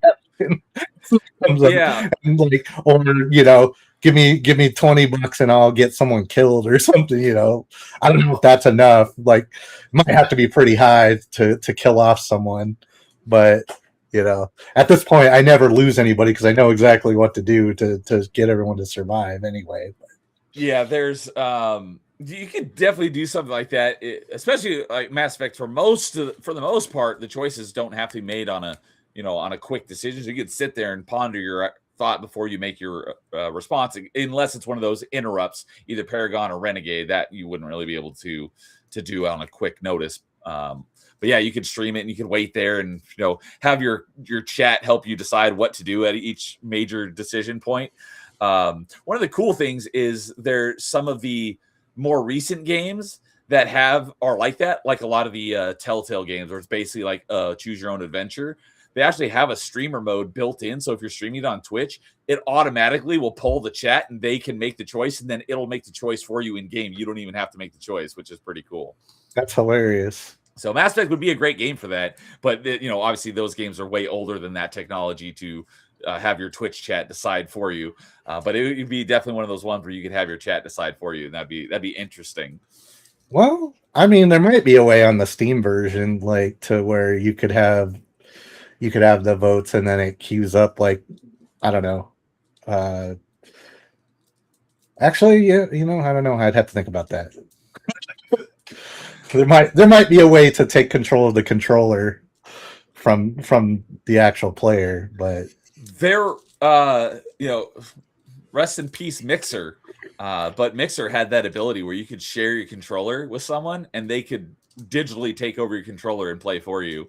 Was a cool feature. I never did that because I didn't start streaming until after Mixer was dead, but I've talked to some people who did do that.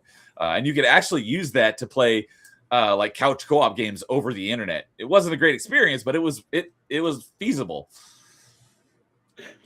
Yeah. So. Oh, I do have a question before we go too far. Wog, when you said you just picked what you would do, what did you end up being more, Paragon or Renegade? Good question. Probably Paragade more than Renegon, but yeah. So I was the thing, but man, I saw some videos on the Renegade and Shepard being a douche and just like, I'm just gonna end you, and it's like so funny to me. So I probably, if going back now, I probably would just be a Renegade and just like, yeah, you know what, I don't care, man. I'm not dealing with you anymore. I will say there is a difference. Like FemShep's better at Renegade. Jennifer Hale just actually surprisingly sounds like she would just deck someone, whereas like Bro Shep, you got to pretty much play Paragon. It's funny you say that because in addition to, like I said, my first playthrough was always Paragon and I would play Male Shep, but then on my second playthrough when I'd always play Renegade, I'd play FemShep. Yeah, because even like so both of them, even when you answer those ways, they sound the other way. Like Shep, Bro Shep will sound too nice when you do a Paragon action. Like it's like, dude, yeah, I'm sorry, Mark Alamo, I think is his name, right? Mark Meir. Or Mark Meir. Sorry, Mark Alamo's what's his name? Gold Ducat from Deep Space Nine. I have no idea. Whatever. Anyway, yeah, Mark Meir. I'm sorry, man. That guy, like, he couldn't intimidate anybody. Then Jennifer Hale, her answers half the time when you do the Paragon run. You do Paragon and it sounds like it's Renegade. So, along those lines, buddy, that's my buddy Rozik in chat there. And he said, I usually go Paragon overall, but I ruthlessly go Renegade on those moments on people that deserve it, like pushing the Eclipse Merc out the window on Thane's recruiting mission in Mass Effect 2. So, and I also saw Amon Ra showing up over on the Twitch side saying, moo to you, sir. Good evening, Amon Ra. Always good to see you in chat. And Ron says, yeah, that's the problem with Renegade. You just come off as an a-hole or a douche. Going bad on a game like KOTOR is way more satisfying. Yes. To a second one, though, there's sometimes where there's certain things that should be gray area that still end up Renegade. Like in the second one when you're trying to get the Garrus and you're back with the Mercs and you're trying to rig the gunship or whatever. It gives you the option to like just knock the dude out or whatever. I'm like, how is this a Renegade option? Like they're all bad guys. And exactly. Like this should be a gray area option. Like I shouldn't be penalized for taking a guy out early. Yeah, it's like this should be a neutral option and not affect my Paragon or Renegade. So, okay. So, so going a little bit more into Mass Effect 3, since, something World of Gaming is familiar with. Well,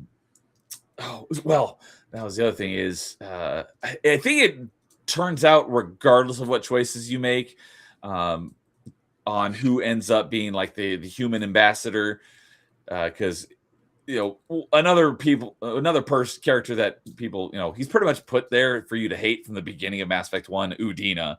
Yeah. Typically most people will replace him and put Anderson in his place, but then Udina ends up in power in Mass Effect 3 regardless. So I was going to ask about that, but I don't think you can have Anderson be in that position in 3 no matter what you do, right? Udina always ends up in that position. Yeah, I'm trying to think if there's a way to get him killed. I don't think so, though.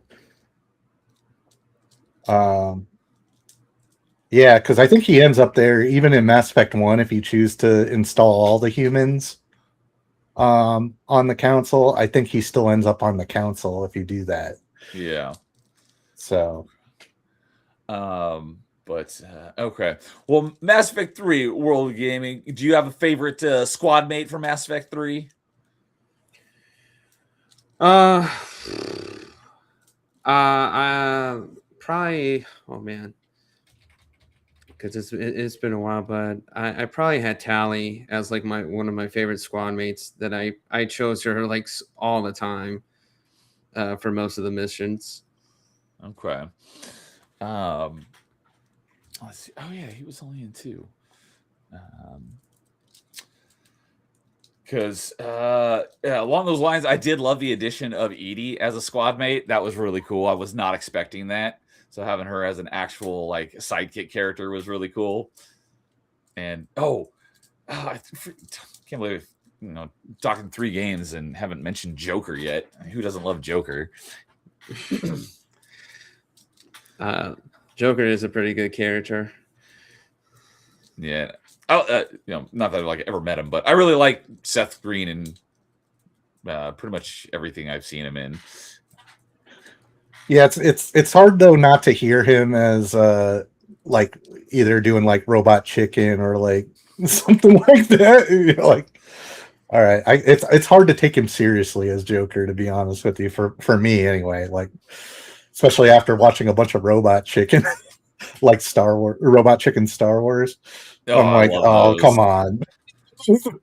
So, but yeah, one of the funny things is in Mass Effect 3, because Ashley shows up or Kaidan, whichever one survives Vermeer in 1, shows up as minor characters in 2, and then they show up again in 3. Let's just be honest. It's always Ashley. Come on.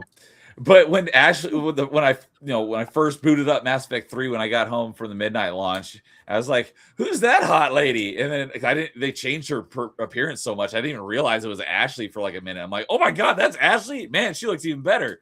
So I thought that was funny that she looks. She was.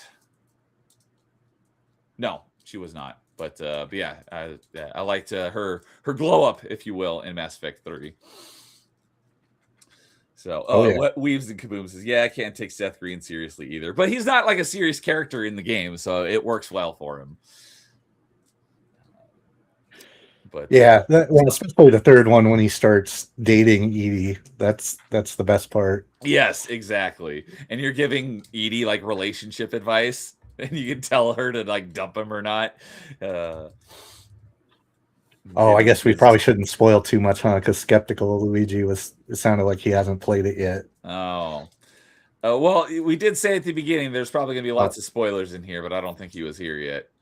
So, but Saint says, he always ends up on the council and in Mass Effect 3, referring to Udina. So yeah, and Rodzik says the same thing. So I figured that was the case because you can choose at the end of Mass Effect 1 who you put on the council, but it doesn't really matter because Udina ends up in that position regardless later on. Yeah, it makes just tiny dialogue changes in the second one and who's in the office. I still think Anderson helps you a little more if you chose him, whereas Udina's a little more resistant to you becoming a Spectre again when you come back. I could be wrong on that. I don't know. I've never put him on the council. So same. At least I probably did when I did my dedicated Renegade playthrough. And like, I don't want to put him on the council, but because it's basically a Renegade option, I'm gonna do it anyways. So, all right. Here's another good question. Not what? Oh, we got a super chat, Oh. and Wait, a super chat? Weebs over on Rumble. It is an actual Rumble rant for $1. I see the chat in Rumble, or in Restream, but it doesn't tell me it's an actual, like, there's any money tied to it. So thank you for mentioning that. Weebs and Kaboom for $1 says Caden Alenko over Ashley, whatever her face. You, sir, are banned. Because Ashley, don't you dare besmirch our beloved Ashley. Boo this man! Good thing you only spent $1 to say that, because that's about what it's worth. No, I don't dislike Caden as much as most people do. A lot of people like hate Caden. It's like, but I do agree that he's kind of a meh character. I do like Ashley, and her character growth much better. I'm just mad that they made Caden like whiny, when the same voice actor was Carth Onassi. And he was amazing in KOTOR. That's the main reason you got to kill him. Another thing is, I have played KOTOR once, but only once. I wasn't a huge fan of KOTOR, but that's a thing that I hear from a lot of people who are big KOTOR fans is they didn't like Carth's character, and so it carried over, and that's part of the reason why they also didn't like Caden's character. Oh no, I like Carth. I just something about Caden. He's like emo, he just whines about everything. He's like, "Are you sure you should do that, Commander?" Not to mention, if you play FemShep, if you say one nice thing to him, he's like ready to jump your bones.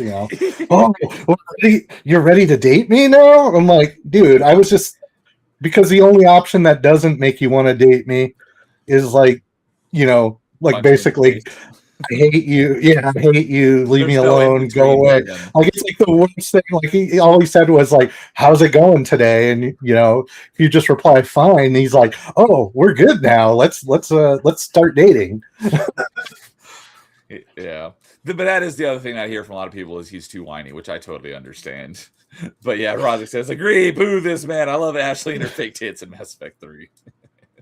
But Weebs did say he met the Caden voice actor and he's awesome, which that's awesome to hear. I don't I'd have to pull it up. I don't know the name of his voice actor, but I do know the name of the few of the voice actors. But I appreciate the support regardless. You are welcome to have your opinion. Miranda Lawson was the character she played. Yeah, Yvonne Strahovski, also hot in real life and in Mass Effect.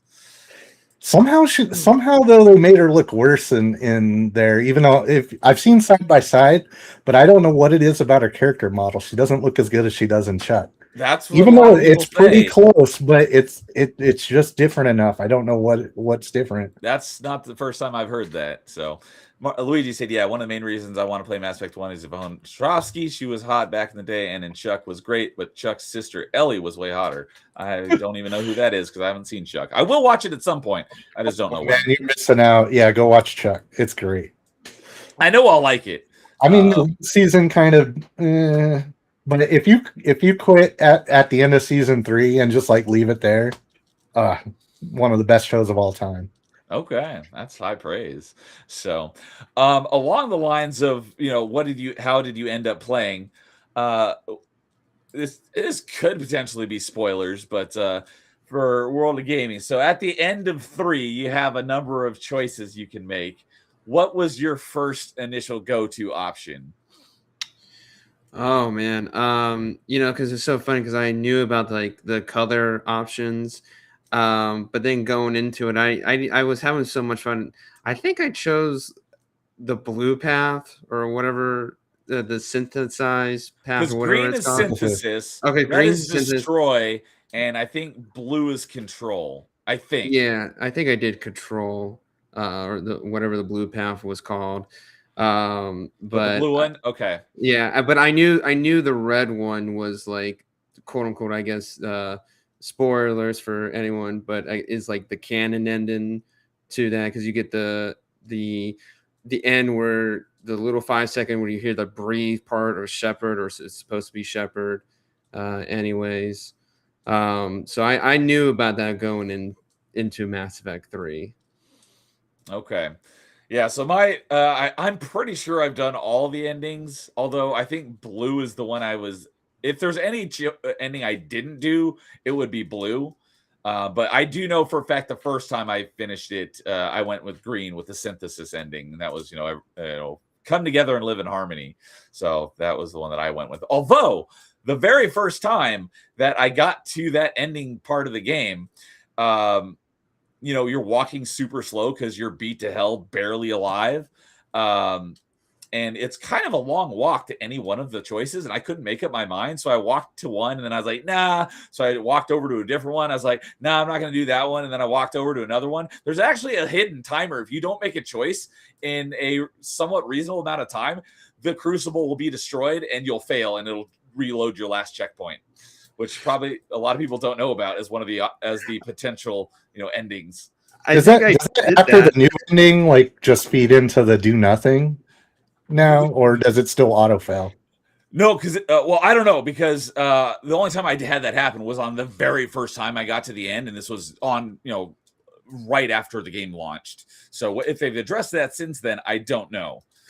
Now that I think about it, I think that was because I was going to choose an option and I was like, no. And then by the time I went to do another option, I blew up and I was like, wow, this is this is depression. So I was like, okay. And they gave me the chance and they're like, okay, you can you have to pick like one of these choices or else. And I was like, okay, well, I'll just choose the blue option. And it just goes straight path. I don't want to mess with it anymore. So because most people think there's 3 endings. There's actually 5, because there's the 3 options that it presents you with.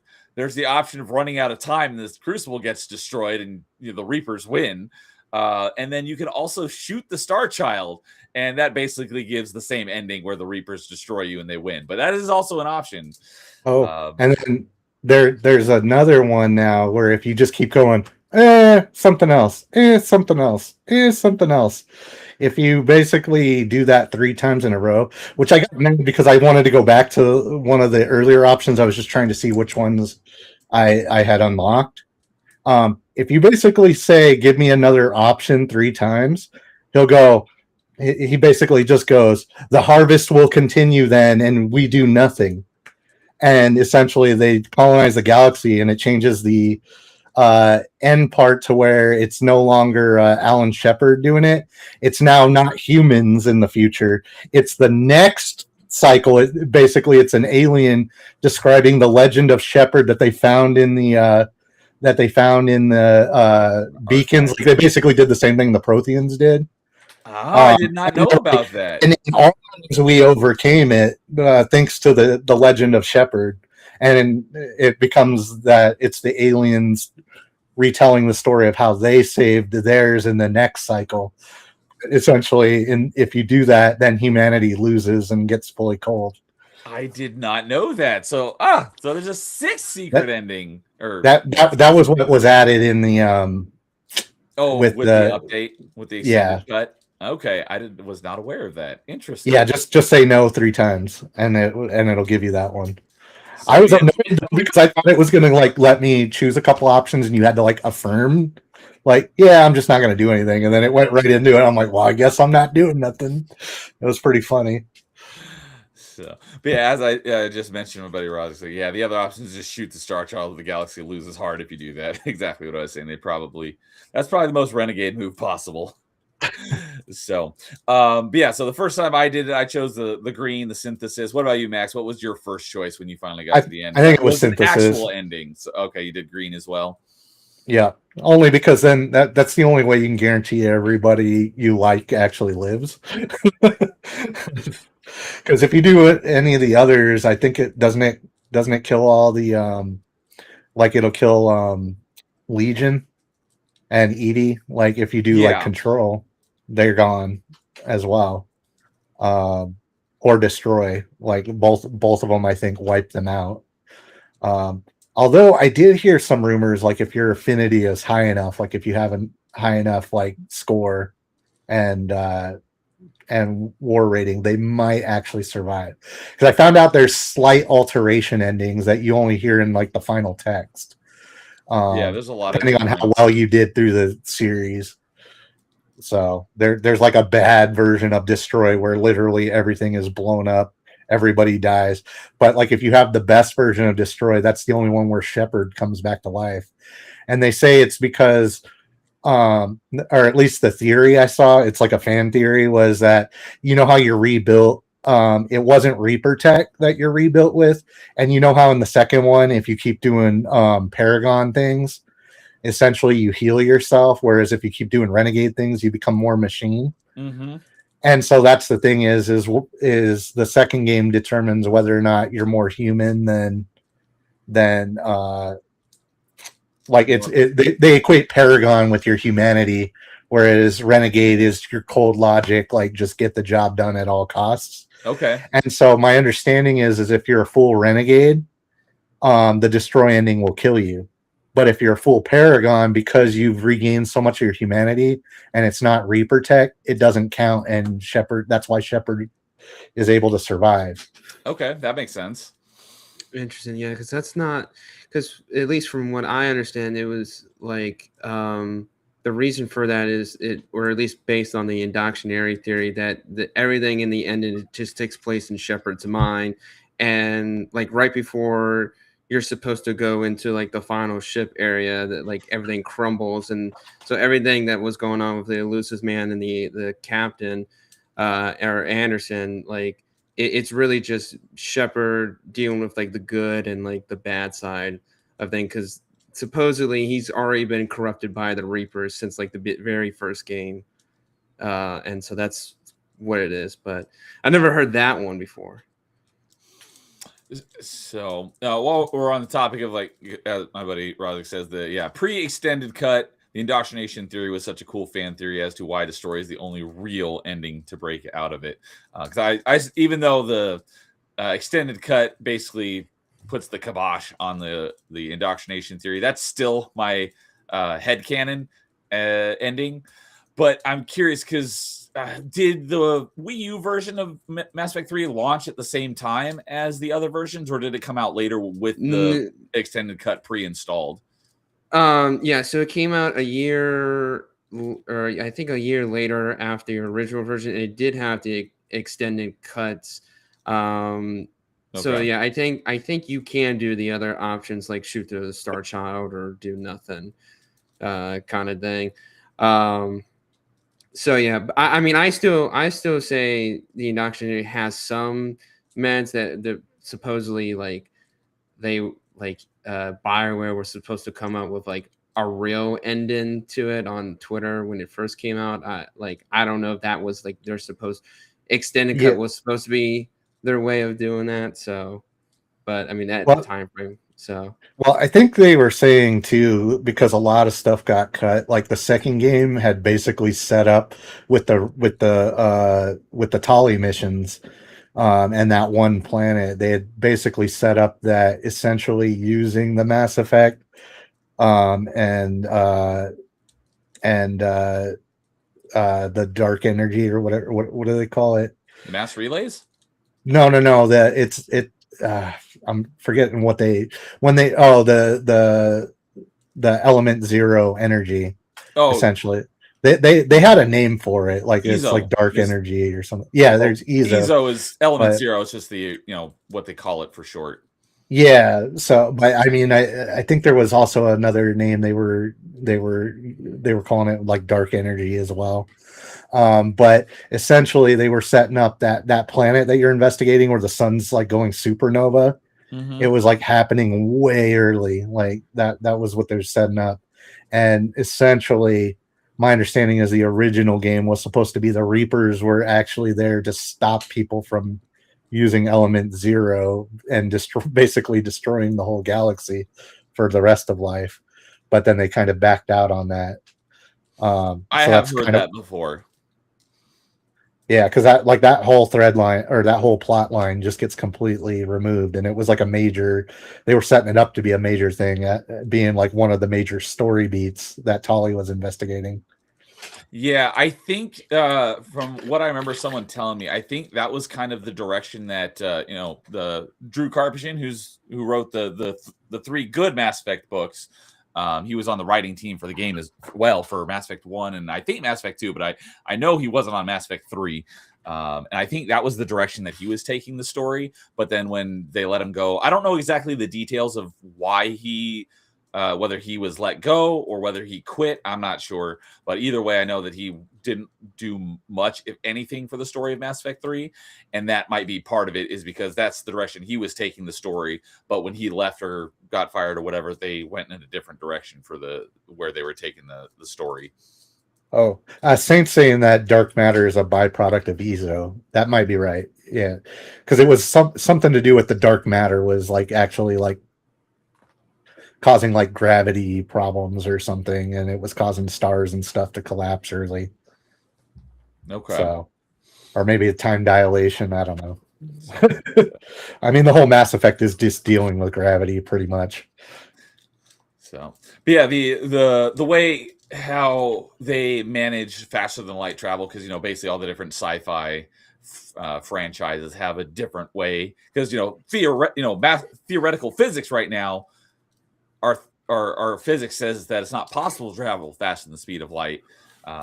But in all the different sci-fi franchises, there's different ways that they kind of get around that problem. So like in Halo, they go into like an alternate dimension where physics doesn't operate the same way, and that's how they're able to travel faster in light. I don't know how it works in Star Trek, because I don't know much about Star Trek, but I love how in Mass Effect, because the reason why, what's that? Oh, I was gonna say I can answer that. The reason why it works in Star Trek you can't answer is that. Okay. No. Yeah. Well, originally in the old show, it was time warp, and they were actually like basically time traveling backwards at the same amount of time they were like for relativity. So they were basically like holding up time. But then in the later ones, like Next Gen and later, essentially it's a warp bubble where inside it time passes normally, so it doesn't break physics. Okay. So essentially you're shielded, so all the outside the ship is moving faster. They're essentially this is also how the Albuquerque drive supposedly would work, if they can find the exotic matter that would add negative pressure, I believe, because the math actually would work if you could find a substance that would do that. That would make sense. Essentially, the way that works is that you're compacting the space in front of you. I've heard that. And expanding it back out. So yes, it's not that they're actually traveling faster than speed of light. They're actually bending the space around it. I didn't know that's what they do in Star Trek, but I have heard, like reading theoretical actual physics, like this would theoretically work if we had a way to do this, or if you can contract the space in front of it and expand behind it, then you're not actually moving through space. You're basically moving space around you, sort of thing. So yeah, well, that's why also in some of the extended canon, they can rig up the impulse drives to go basically FTL, but the problem with doing that is then they're still subject to time dilation, and so it will take them hundreds of years to get there, even though like only a year passes for them. Yeah, which going into like movies in a bit, I was a huge science nerd, and astronomy is always my favorite subject, and I learned about time dilation in school, but a lot of people like had the thing that kind of put that concept on the map for them was the movie Interstellar. So that was cool to finally see a movie that actually took that aspect of actual science and incorporated it into faster than light travel in a movie. So but anyways, where I was going with that is in Mass Effect, the way they get around it is because as something increases in speed, it increases in mass, which is why like a bullet traveling so fast can do so much damage. It doesn't weigh anymore, but because of the mass increases, it takes a lot more force to stop it. And how they get around that in Mass Effect is the element 0 reduces the mass to 0, so they're able to travel at the at or faster than the speed of light without actually increasing their mass. So I like the way that they address that problem. Yeah, the one thing, because technically, if you used element 0 or the mass effect, that's where it gets its name. If you use that to become massless, I don't know how you would go faster, because then you would be still stuck at the speed of light, right? Because the speed of light is just how fast a massless particle goes. from my understanding. That's So a good I'm kind of point. wondering how they still achieve FTL. Like I can see where they could achieve L. Yes, fast as light, but not faster than light. That's I had not considered that. Good Yes. point. So I don't know. I don't know how that works, but maybe. Well, maybe if you're massless and then you're still putting thrust on a massless particle, that's not something we know how to do. Is make a beam of light go faster, or any other kind of particles. So While we're on the topic of like the actual physics of the thing, another cool thing that it addresses, like right at the beginning of the book, is it kind of lays the groundwork for does some world building, and in addition to talking about how faster than light travel is possible, it goes into that. It also talks about how you don't ever actually see this in any of the games, but the way they track time is different. Whereas, obviously on we track time by a minute being 60 seconds, and a second is a certain amount of time. It talks about it's been a long time since I've read it, but the gist of it is that the way they track time is a minute has 100 seconds rather than 60 seconds, but a second for them is about half of a second for us. So their seconds are shorter, but they have more of them. So a minute is nearly the same amount of time, but it is different. So that's kind of a cool thing. And then it also talks about how the extranet works, which is the internet in Mass Effect, and how they're able to communicate over these vast distances across the entire galaxy in real time, which normally that wouldn't be possible because it takes light. Even at the speed of light, it takes light, which is the fastest any sort of signal that gets sent off from it's all electromagnetic radiation, which all travels at the speed of light. So even when you send a signal like a radio signal, it still travels at the speed of light. So across the vast distance of a galaxy, the Milky Way galaxy is we don't know this for sure, but we've estimated that it's about 100,000 light years. So that would mean it'd take 100,000 light years for anything traveling at the speed of light to get from one side to the other. But they have somehow I forget the gist of how they do it, but they have these satellites all over the galaxy, and it basically like boosts the speed of the signal so they can communicate in real time across the entire galaxy, which was it was really cool. I don't know about in the book, but was it the first game or the second game? I think it was the first game, right? Where you talk to the hive mind guy on that colony with the spores. Sovereign? Oh, you're talking about the Thorian.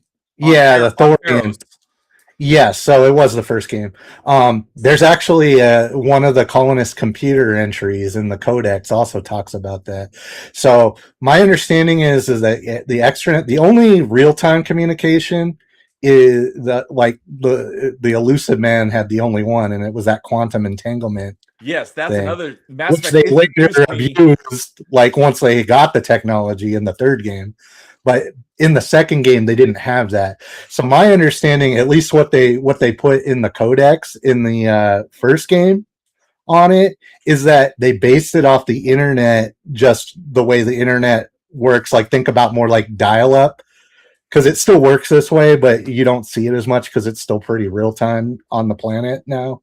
Like it doesn't take that long to get something to the other side of the planet, but in the dial-up era, it would be more pronounced. So think about like the colonies like that. So what they said is that essentially there's around the galaxy, there's some main hubs that basically have everything just about. Yes. And then it works like DNS and the way the actual internet backbone today actually works.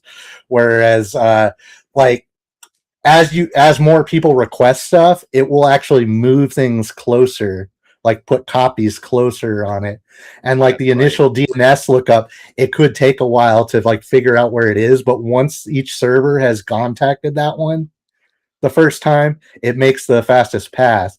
And from my understanding, what they did was like if you were like way out in the sticks, essentially you had a small server that was like the most common stuff, and only recent stuff your colony had like requested and cached, and occasionally they get purged of like stuff that only got called once. And essentially it works like DNS proliferation, where you'll just keep going out to the next node and it goes, I don't got that contacts the next node. I don't got that until it eventually finds it and then copies it back to yours. And eventually, like all those nodes will have everything everywhere, and they self-purge garbage data other than the couple. There's like 6 main ones around the galaxy. At least if they held true to what that codex said. Right. I'm sorry to read all of those, dude. I love that they actually had real technological solutions. Exactly. So, but yeah, that quantum entanglement, it was Mass Effect that introduced me to that concept. I went and looked into it. Yeah, like, I'd never heard of it before either. That was really cool. So, and I do just want to make a slight correction, because Saint says the Mass Effect fuel makes the object weightless and thrusters make the ship move. It doesn't make it weightless. It makes it massless. Those are two different things. Because weight does not change depending on your velocity, but your mass does. So I just wanted to make that little distinction, that weight and mass are two different things. But yeah, Luigi says, I hate when things are different, but still the same, yet different at the same time. Yeah, so all right. Well, then one thing we haven't really talked about very much at all is something that we're all well versed in, is the multiplayer. So how much time would you say that you've probably put into the Mass Effect 3 multiplayer for each of you guys?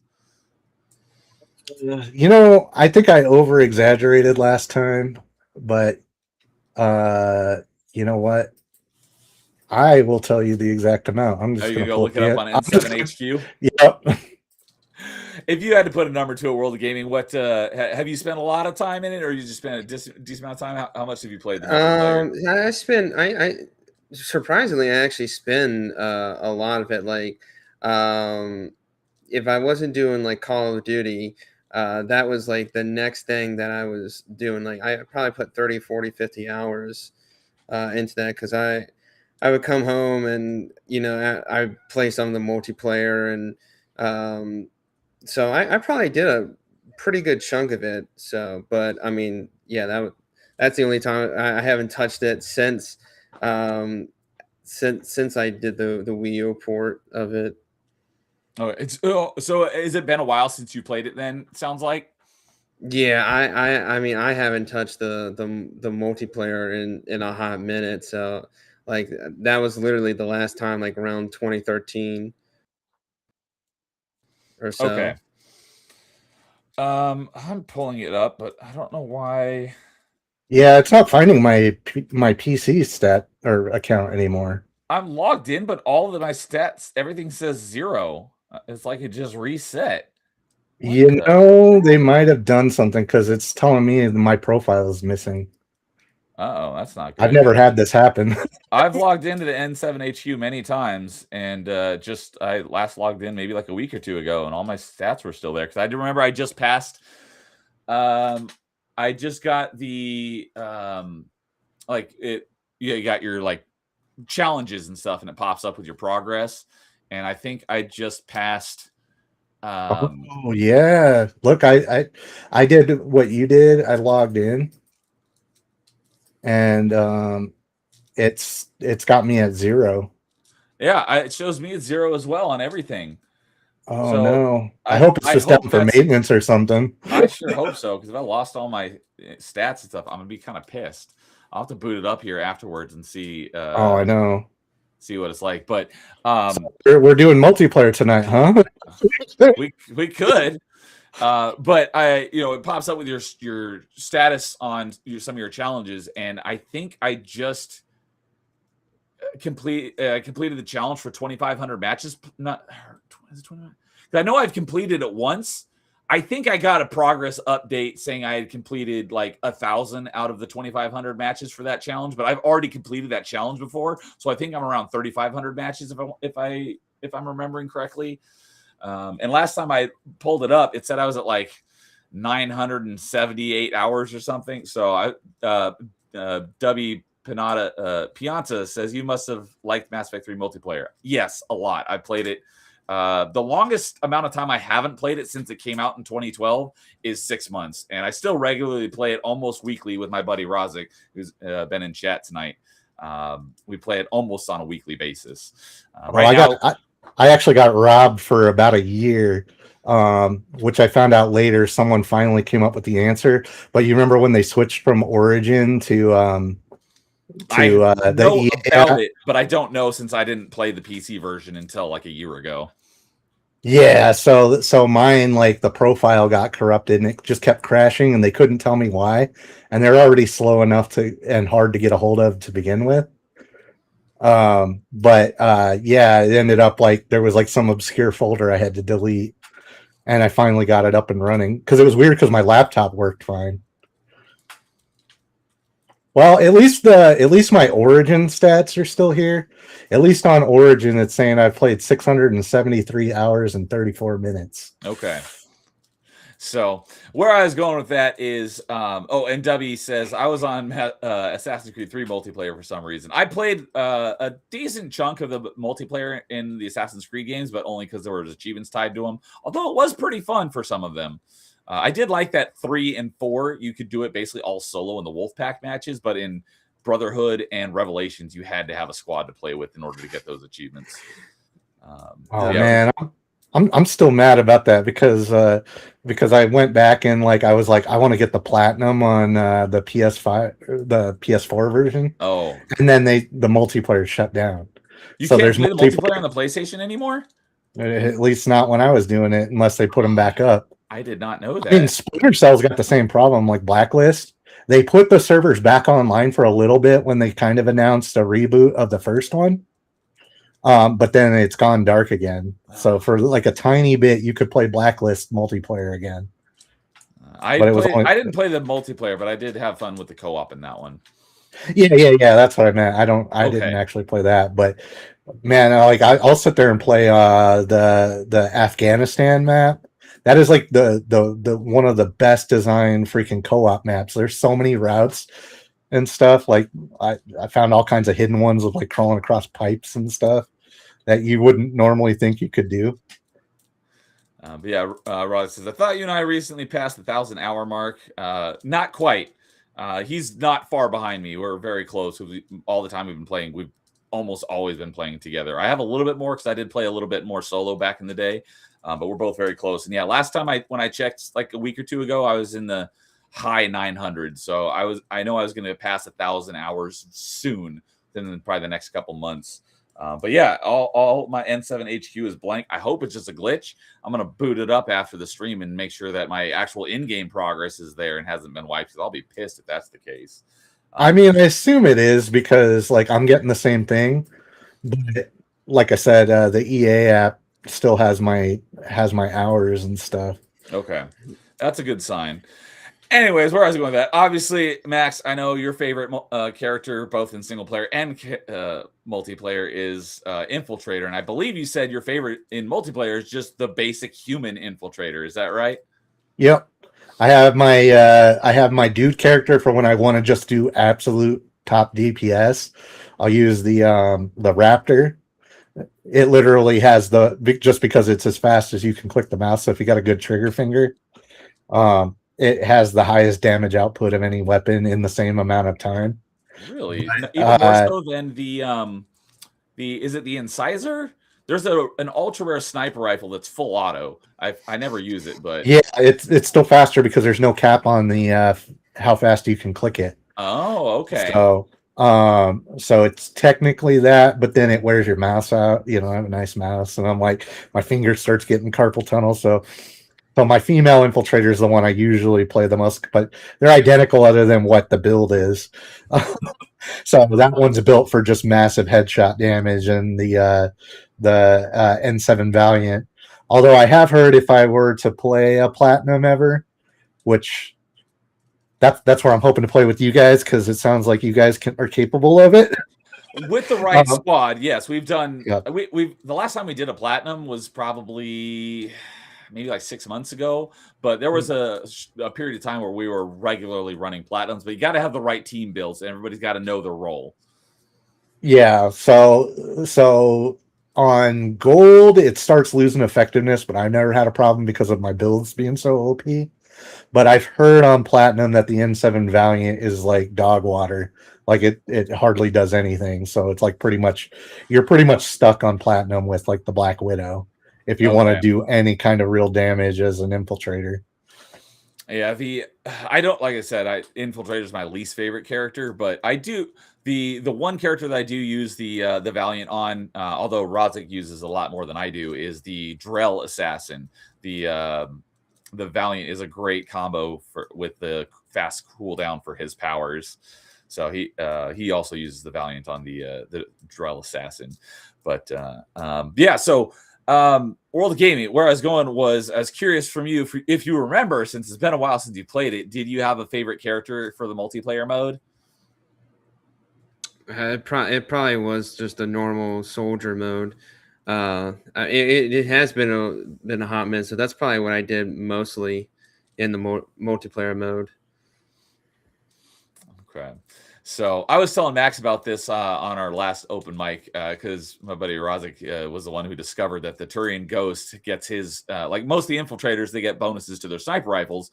But up until recently, my favorite infiltrator was the Alliance Infiltration Unit, which we obviously call Edie because it looks just like Edie. Her bonuses are to shotguns. So I really like that one because I'm not big on sniper rifles. And then Rozek discovered that the Turian Ghost gets bonuses to his assault rifle. And so I've been playing that a lot, and I love that character. So even when I play Infiltrator, I rarely use a sniper rifle because that's just like my least favorite class of weapon to use. But yeah, see that's where I have a problem. But like, no, I totally get you guys using the classes that are specialized in it. But yeah, for me, like that's what it's all about is the sniper rifle. So I'm like, when I want the other stuff, I'll play my Vorcha or my Juggernaut usually, and occasionally I'll dabble with other stuff. But I mean, those are my main three. So, yeah, okay. So yeah, for me, if I had to pick a single favorite class for multiplayer, it's Soldier, because Soldier has more characters in it that I like than any of the other classes. Like, there's like 4 or 5 soldiers that I really enjoy playing. Probably my favorite style to play is probably like Adept, because the N7 Fury is one of my favorite characters, as is I don't play it as much, but the Awakened Collector is a lot of fun as well. But that's the one I don't have too. That one's OP. But those ones are basically the only 2 Adepts I ever play. Engineer is probably the class I play the least, because the only Engineer I ever play is the Talon Merc. He's awesome, but I only play it when there's at least 3 people, if not 4, because he's very squishy. But he's like very glass cannon-y. So I only play it when there's enough people. Otherwise, I'm going to be dead all the time. But he's awesome. I love him. But he's really the only Engineer I ever use. Isn't he kind of the equivalent of the like offensive version of the Volus? Like you can kind of substitute him in like with for shield boosts and stuff. But doesn't he have like the det pack or the proximity mine thing? Yes, he's got the cane trip mine, and you can put 3 of them out at a time. If you put a 4th one, then whatever one you place first will blow up. But yeah, those trip mines are really powerful. And the other 2 powers he has is armor piercing arrows, which I use a lot, and then there's concussive arrows, which I never ever use. But his omnibow is freaking killer. But yeah, he's really weak. But if you can stay back, you can just crossbow people from across the map. It's great. He's awesome. But that's really the only Engineer I ever use. And then like in campaign, Vanguard's my favorite class in campaign, but the only Vanguard I really ever play is the N7 Slayer, which is an awesome character. The next one I use the most, but is like I use it like a 10th of the time I ever use the Slayer, is the Cerberus Phoenix Vanguard. That would be my next favorite Vanguard, but I rarely ever play that one. But he is fun. The Slayer is basically a Phantom, right? Except for without Reaper tech. Well, he basically looks very much like a Phantom, but he's basically modeled after Kai Lang. Yeah. Yeah, that's what I thought is like that's the excuses. It's just basically it's a pre Reaper Tech version of the Phantom. The actual Phantom is the N7, is the infiltrator. The N7 Shadow looks exactly like a Nemesis does, and that one, because the Slayer has the biotic slash, but the N7 Shadow has the electric slash because it's more its tech powers, whereas the Slayer. Yeah, I was thinking about the Phantoms in the multiplayer, the ones that are one of the few guys that have an insta kill. Yeah, on the Cerberus side, there's the two characters that have the sync kill, which can kill you instantly. Yep. One is the Phantom, the second is the Atlas. The Reapers have the Banshee is very sync kill happy. Brutes can sync kill you, but it rarely ever happens.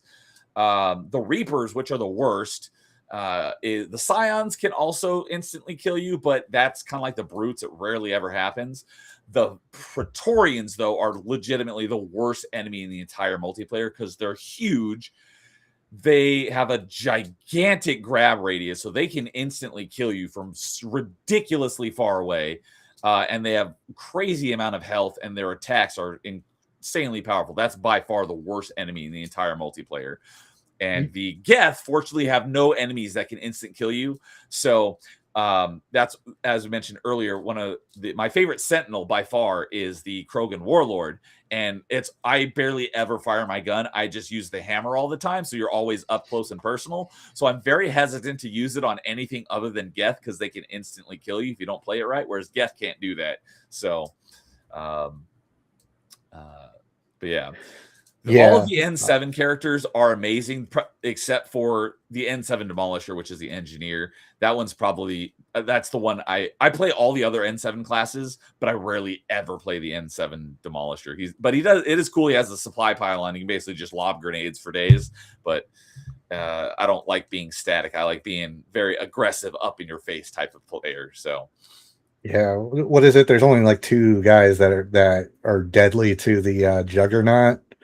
And yeah, you're right. The Praetorian doesn't even need to sync kill you though, because like the Juggernaut is the only one I'll keep my distance on against, because those stabs, if you get stuck, they'll stun lock you with those stabs and take you out, no problem. Well, the Geth Juggernaut is the one and only character in the entire multiplayer that cannot be sync killed. So you can get up close to a Praetorian, and as long as you keeping your shields up, which you can do by doing heavy melee, you don't have to worry about them killing you instantly. So that's why when you're doing platinum, not instantly, but the Praetorian, just because of that stun lock thing that it does, they can drain your health down. It basically just stops you from draining and keeping your shields up. So essentially there's that. And the only other ones that if you don't have your shield set up right, like you don't have the wide shield, is the is it the Ravagers? You get two of those freaking doing their missile burst at you. Oh, the ones that those are the only two things I fear as a Juggernaut. Yes. Everyone else I just walk up and force choke them. Yes. So yeah, they as the Juggernaut, they can't instantly kill you, but obviously they can still drain your shields and health if you're not careful about it. But yeah, the Ravagers are definitely the worst things against the Juggernaut because they keep their distance, and for the most part, you're a pretty close range character, depending on typically how you have it spec'd. Oh, and I suppose if it's you got really bad luck and it's a wide open level, Hydra, if there's an open level, yeah, if it happens to be Cerberus and the engineers get turrets out, and you don't catch it in time, they'll shred even the Juggernaut if you don't get that shield up fast enough. It is crazy how fast the turrets will just destroy your shields and health no matter how much you have. They are crazy overpowered. And it's really annoying when you like, okay, I got the turret, and then there's one around the corner that you didn't see, and you come around the corner and it kills you. It's like, God dang it. Right. What's the one with the comms that sometimes has the dust storm? It's the big comm relay. That's Firebase Dagger, and the Hazard version has the dust storm. Yeah, that one also. If it's Cerberus and you happen to get the disable the beacons one, I can't remember the exact name. Yeah, the one where you have to hold the thing and you're basically powerless. That one, if they get turrets set up in that main area, you're pretty much effed. It's almost impossible if they set up a crossfire on accident Yeah, on you that. definitely got to use your powers and your sniping effectively. So, but yeah, because the when the game first released, they didn't have those hazard versions of the maps. Those were released later on. So I think there was plans to make a hazard version of every map. Fortunately, that didn't happen because by far the worst hazard map is The one with the Go. swarm. No, that's the second worst. The worst Oh. one is Firebase Ghost, and the hazard version is the Acid Rain. That's the worst one in my opinion.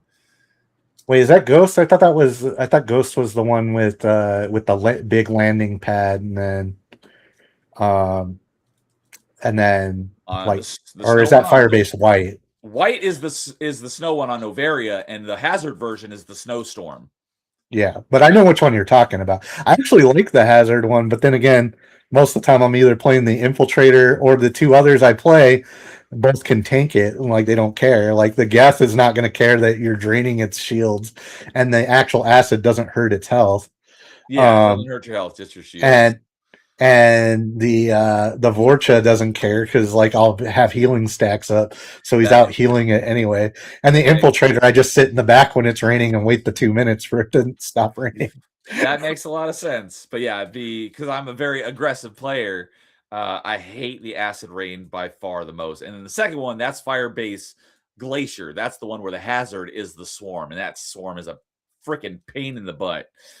But the best hazard by far is reactor because you can steal the reactor and set it off, but it only happens when you tell it to. Right. And you can use it against the enemies, which is nice, although it doesn't do a whole lot against them. It does more damage against you. But or if you get a troll. Yeah, or a troll. Woggy, don't do it. Don't do it, Woggy. I know you're gonna do it. Don't do it. We do that. Roz and I do that to each other, or noobs that we may be playing with every once in a while. We'll lock them in there and set off the reactor. There is actually safe space on certain parts. If you go in there, it doesn't actually count. Like it must be outside the hit volume or something. Okay. Like if you go in like the very corners right by the doors, sometimes it doesn't get you. Yeah, basically, if you're inside, you will die unless you're a super tanky character like a Krogan Warlord or a Juggernaut. A Vorcha might be able to if they have the rage mode, but I've never tested that.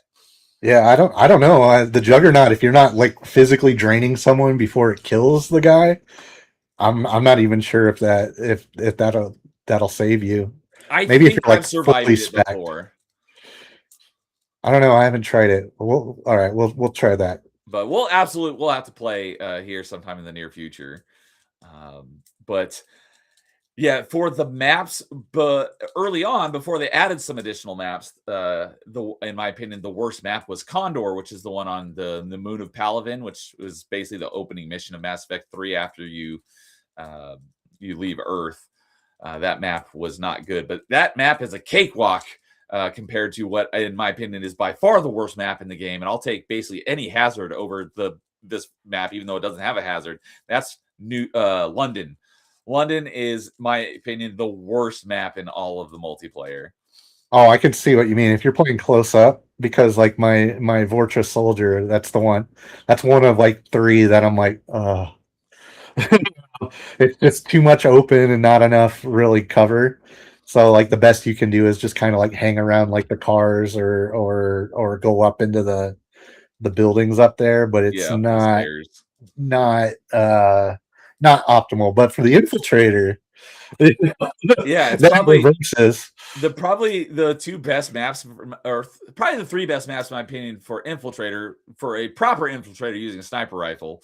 I would assume would be the biggest open maps, which is London, Rio, and Hydra. Those are all quite open maps with long sight lines. So is Hydra the Tuchanka one? No, I don't know what the name of the planet it's on, but it's basically it's like an ice planet, but I'm pretty sure it's not Novaria, but it's on like a hydroelectric dam, and outside the map is a lot of water.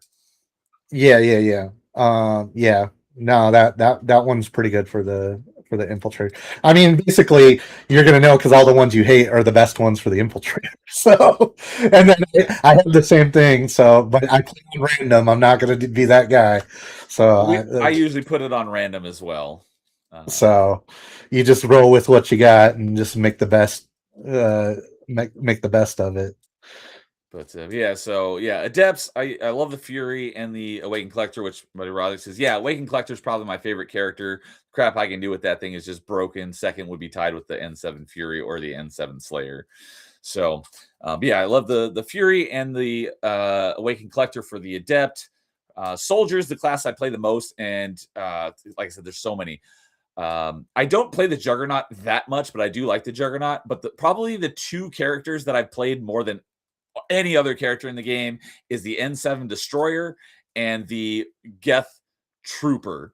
Those two are probably my two favorite characters, but the Turian Havoc is also one that I played a lot of, and that's a great one. So there's like 4 or 5 soldiers that I really like. Like I said, Engineer, really the only one I do is the Talon Merc. Sentinel, for the most part, the only one I do is the Krogan Warlord. I do like the N7 Paladin. I'm just not very good with him, but that's one of Rozik's favorite characters. He plays the N7 Paladin a lot. The Infiltrator, the one I absolutely play the most and love the most now is the Turian Ghost, but I do also love the Alliance Infiltration Unit. And then, for Slayer, really the only Slayer I typically ever play is the or for Vanguard, the only one I play is the N7 Slayers, and that's a really great character. So, well, I think about it this way, though. Like we all have our unique interests, but that's good because the worst is when you get a bunch of people who are all playing like the same thing, and then you have all the weaknesses and none of the strengths of the group. so.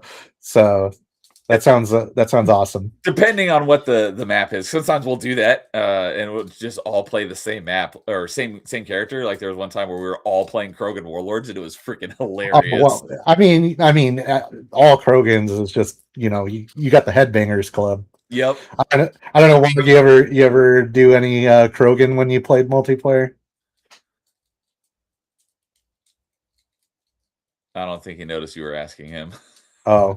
Sorry. Well, I was saying, when you did multiplayer, did you ever get to experience the Krogan Headbangers Club? I don't think so. So all the Krogan's normal melee is a headbutt instead of that.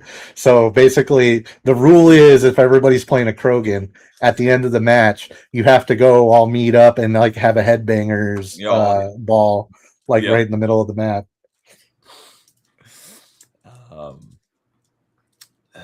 Or N7 Destroyer. So one of the things I do when I do my Mass Effect Monday streams is I have like tip mounts down at the bottom for like bronze, silver, gold, and platinum. I haven't had many people take me up on it, but I leave that as an option for people to issue me some sort of challenge, like use a certain character, but don't use a certain ability, or only use this certain ability, or don't use guns, stuff like that. I don't often have someone take me up on it, but it would make for some interesting stuff. I've talked about what would be hilarious would be like do a match where all 4 people are playing like boluses. But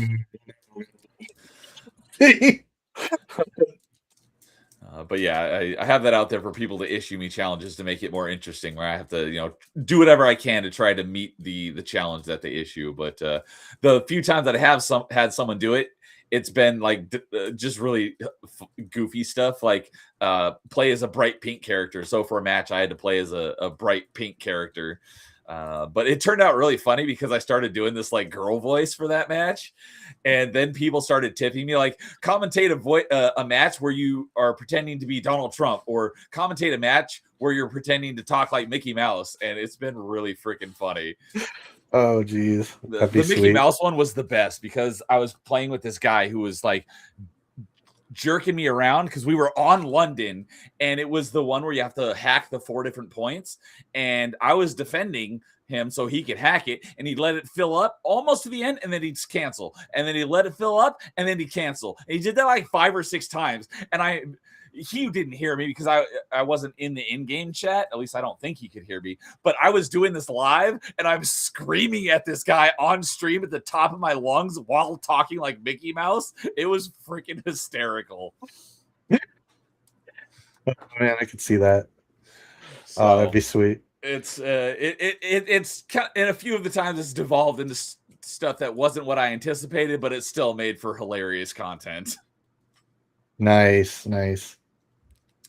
So, oh, well, I didn't really have any, that's kind of the way open mic goes is, wherever the conversation takes, I don't really have a time planned out, but, we're at about 3 hours now. So if there's anything else you guys wanted to talk about, I think we're probably a good spot to wrap it up, but I'm good to go for however long you guys want to. So if there's anything else Mass Effect related you want to talk about it, by all means, let me know.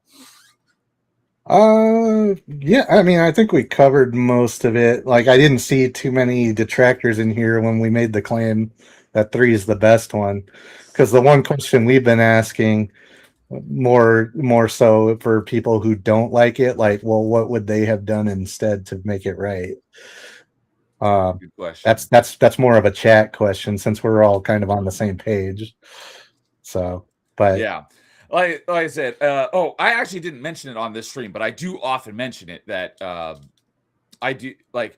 Obviously, I think the ending is the biggest disappointment, and a lot of people that was all it needed to be like, oh, that game sucks. It's like they completely ignore the entire rest of the game. It's like the ending sucks, so the game sucked. It's like I think most people, you look at it as with an objective lens and don't let that taint your view of the game. I think you could see that it is a good game because for me.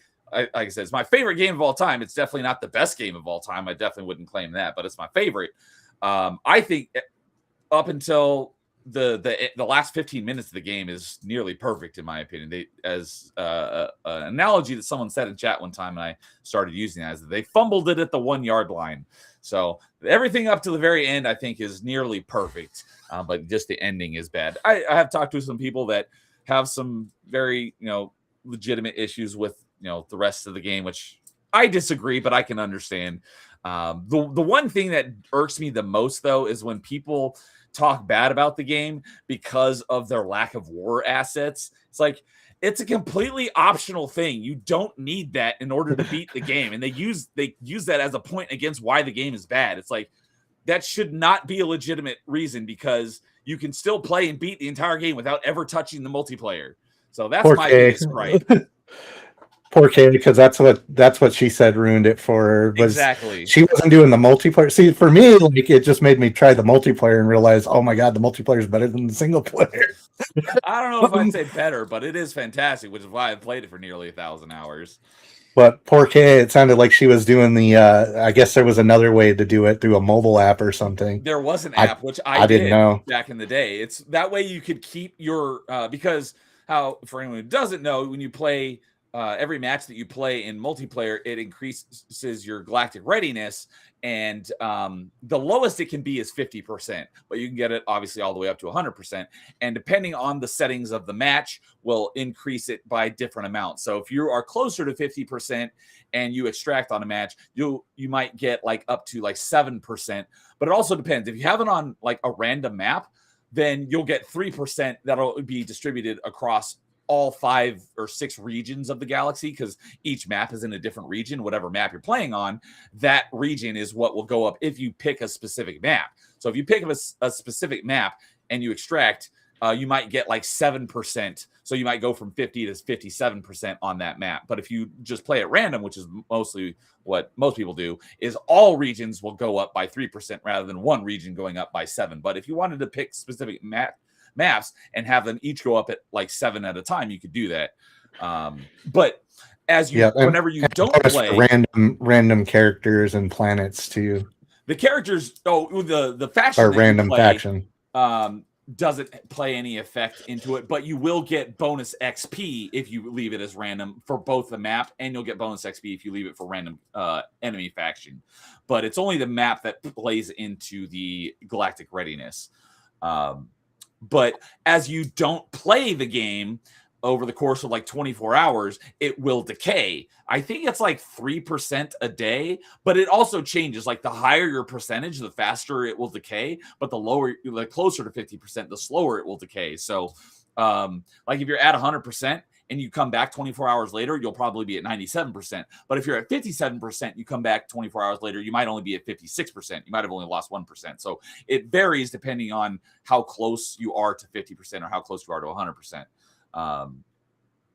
But the app, what you could do is you could send your squads on missions and it would keep your galactic readiness at whatever point it was. So you wouldn't have to keep playing the game to keep it at potentially a max of 100%. But you didn't have to do that. You could just play the multiplayer to keep it at 100%. But you didn't have to do that either because it didn't prevent you from doing anything in the campaign. All it did would be change how the ending would play out at the end of the game. And it wasn't even that big of a difference, I don't think. So Yeah, that's one thing that always irks me when people use that galactic readiness as a point against the game. Yeah, it's too bad they didn't make it obvious where you need to have it up too, because it's basically when they say when you hit the point where it says this is going to lock in, like there'll be no more. Once you go, that's the moment that your war assets actually count. Yes, at the moment where you and all the different armadas of the galaxy go and attack the Reapers at Earth, that's when it counts. So you can play through the whole game, and if you did care about it that much, you could play through the whole game without touching the multiplayer, and then you could pause at that point and go play multiplayer, get your galactic readiness up, and then go back to the campaign, and you'd have 100%, war assets essentially, if it mattered to you that much. Yeah, see, it was never a problem for me because I always played so much that I would have 100% in one night. So exactly, just a couple of games and you're good. So they also had, while we're on the topic of the app, they also had the app for the multiplayer for Mass Effect Andromeda, which I also played a good chunk of. I played a couple hundred hours of the Mass Effect Andromeda multiplayer, but I went back to Mass Effect 3. Like I said, the combat in Andromeda is really great, but they didn't support the multiplayer like they did in Mass Effect 3. What it released as is what it is to this day. You can still go and play it, but they never released any additional maps, no additional characters, nothing. And the characters, because in the multiplayer, you can't pick your powers like you can in the campaign, other than here's a set of powers and you have a certain number of points to distribute. So, but you can't max them all out. So you have to pick which ones you want to get to certain, levels, which, level 6 is the max with each power, but you can't pick which powers they have, only your point distribution into each one of them. And the powers on the characters in Andromeda were not as good as the powers on a lot of the characters they added into Mass Effect 3 multiplayer after the fact, because the original characters, because a lot of the combat in the multiplayer and the single player is based on doing combos of like fire explosions, cryo explosions, tech combos, and most characters in the multiplayer didn't have the ability to set up and detonate their own combos. You had to have 2 characters in your squad who had complementing powers. Later on, some of the characters they added to the Mass Effect 3 multiplayer had 2 of those powers on one character, so you could set up and detonate the powers just by yourself, which is where what really made the multiplayer so much better, in my opinion. And in Andromeda, almost none of the characters are like that, where it goes kind of back to the original Mass Effect 3's release characters, where you need multiple characters whose powers complement them, because almost none of the powers on the characters that are in the game can detonate their own abilities. So that was kind of a disappointment, but it's still, the Andromeda multiplayer is still fun. But I think Mass Effect 3 is multiplayer is better. So, I still haven't tried Andromeda's multiplayer. Oh, that's where I was going with that. Is Andromeda also had an app?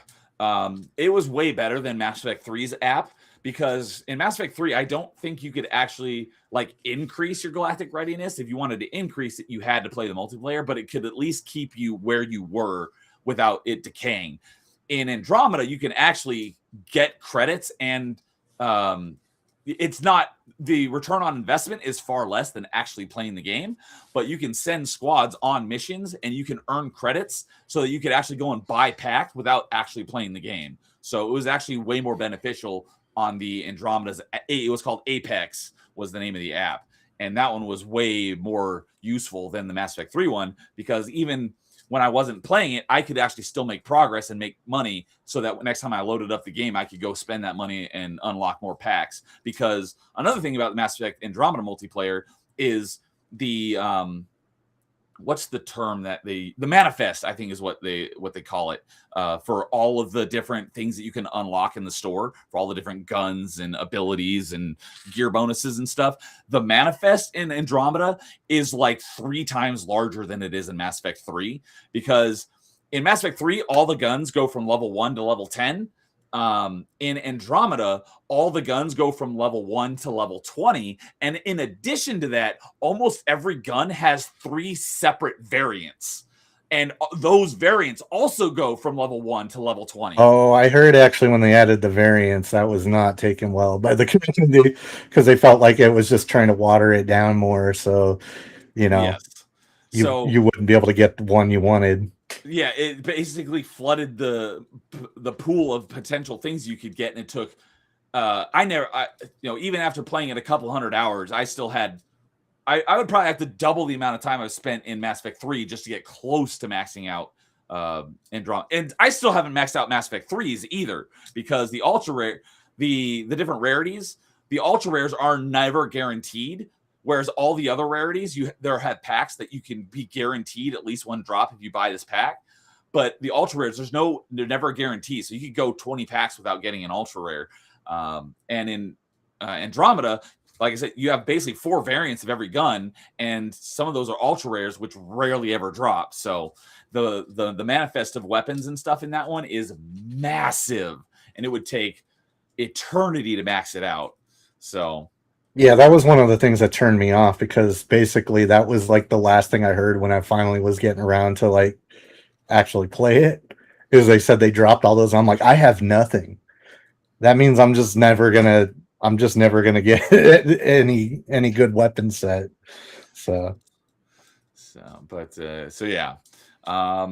I forget what there was the one variant I remember. I don't remember what the other 2 were, because I was never really interested in them. But one of the variant was the vampire variant of every gun, and that was the one that most interested me the most, because it's called the vampire one because it drains their health and gives it back to you. So the more damage you do, the more health you regain. That was the only one I really cared about. I don't remember what the other ones did. Interesting. And that seemed to always be the hardest one to get, surprisingly, right? But yeah, Rod says, even then, you can still get the best possible ending without touching the multiplayer. Talking about the Mass Effect 3 war assets, one by doing all the optional content, side quests, and enough exploration. Exactly. If you did everything in the game, you wouldn't need to touch the multiplayer either, and you could still get the best ending. So, like I said, the war assets argument against the game always irks me. Yeah, I think the only caveat, which I said there too, was just that I think that still requires you having done basically everything in the first 2 games. Whereas if you come into a fresh 3rd game, it's just not possible to get a perfect ending without also the war assets in place. That would make sense. Oh, I was going to mention this earlier, but you just reminded me of it. So I will have to find it. I know I linked it in one of my previous streams like months and months ago, because I brought it up on I think it was an open mic, but I think it was Rozik that put this video in front of me. And there's a video on YouTube of a guy who goes into Mass Effect 3 with legitimately all of the worst possible outcomes of everything from Mass Effect 1 and 2. And I think it was called like the cursed playthrough of Mass Effect 3, because literally going into it with all the worst possible decisions and choices. And it was freaking hilarious watching how messed up and horrible this playthrough is, just because like all your freaking squad mates are like dead or hate you or something. And it was just really funny. So I'll have to find it, and I'll link it, and maybe I'll send it to you guys to see if you happen to be interested in watching it. But it was a really funny video. Yeah, because it is possible in the second one to get a no win, like where you just can't advance to the second or the 3rd game. So it would have been just enough to where you just skated by. Because I think that there's a certain kill count, like if too many of your guys die in the second one, which you have to go out of your way to do, like you just can't, like there's just not even enough for the 3rd game to start you, so it just kills you and you never get to make a save. Yes. an exit save. So Or you can lose the mission where you just can't complete it. Like the ending is, sorry, you died. I did that one time on Mass Effect 2 because, you know, being that Mass Effect you can import your character to the next game, and I heard that you can get your Shepard killed at the end of Mass Effect 2 if you make all the right decisions, because it's possible. It's actually really difficult. I set out one time with the goal of getting everyone and myself killed, and I did it, but it took me 4 tries to do it because you have to do everything exactly, depending on your perspective, right or wrong, in order to get everybody and yourself killed. And I was like, now that I've gotten myself killed, how do I import that character into Mass Effect 3? It doesn't let you. It won't show up as an option, as an importable option. It only will let you import an option where it, you know, at least you survived. So, but yeah, Saint said, I think that was Big Dan Gaming. So I just Googled Big Dan Gaming, and I think this is the video that I watched. So I played Mass Effect 3 with no imported save. The results were horrifying. I'm almost positive that's the video I watched.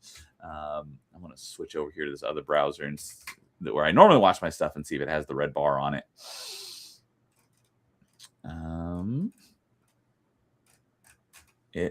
Where'd it go?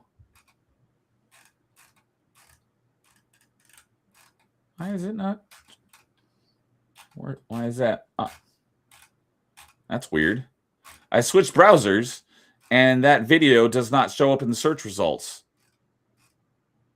Maybe it's because I already watched it, and it's like, oh, you already watched this. I'm not going to show it to you in the search results. That is weird. But yeah, I'm almost positive that's the one. So thank you, Saint, for reminding me who that was. I'll link that in the stream description and send it to you guys if you ever want to watch it. But yeah, it was a really funny video. So that's awesome. All right. Well, that was a lot of fun. I appreciate you guys coming on and talking Mass Effect with me. So, World of Gaming, nice meeting you, and look forward to, well, like I said, legitimately we'll have to play some Mass Effect here sometime in the near future. But you got anything going on that you want to tell us about? You got a channel or anything you want people to go check out?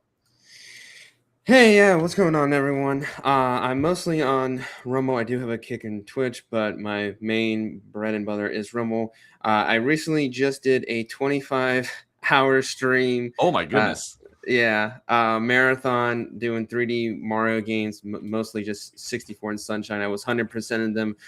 Took a while. But that was a great time. And then recently, in that same day, I was playing High Guard with a couple people named Phoenix and Power K Greg here on Rumble. So I'm planning to do a 1-year anniversary on Rumble sometime next week. So that will be fun. So if you're interested in weird stuff that people forgot about, or, you know, just random ports that you didn't even know existed, I am that type of guy. So links to the channels are in the stream description. I am dropping in chat. I just pasted a link, and it I don't know what the heck it pasted the wrong thing. So I don't know why. I copied the link to your channel and I pasted it, and then it was a YouTube link, not a Rumble link. But I am dropping the corrected link right now for the Rumble channel. So if you want to go follow him on Rumble, link is in the chat. Not the long one that says YouTube, the one that says Rumble. So go check him out there over on Rumble. So, and Max, great having you back on again. Love chatting with you. And you got anything that you want to shout out that you got going on? Well, I've been taking a few days off. We're definitely planning, me and Wog and Weebs, if he's still around. We're planning to get back to our Serious Sam stream. Still got to do part 2. So we're also looking, you know, if someone else wants to join in, it's 8-player. There's only 3 of us. Wow. So be welcome to do that.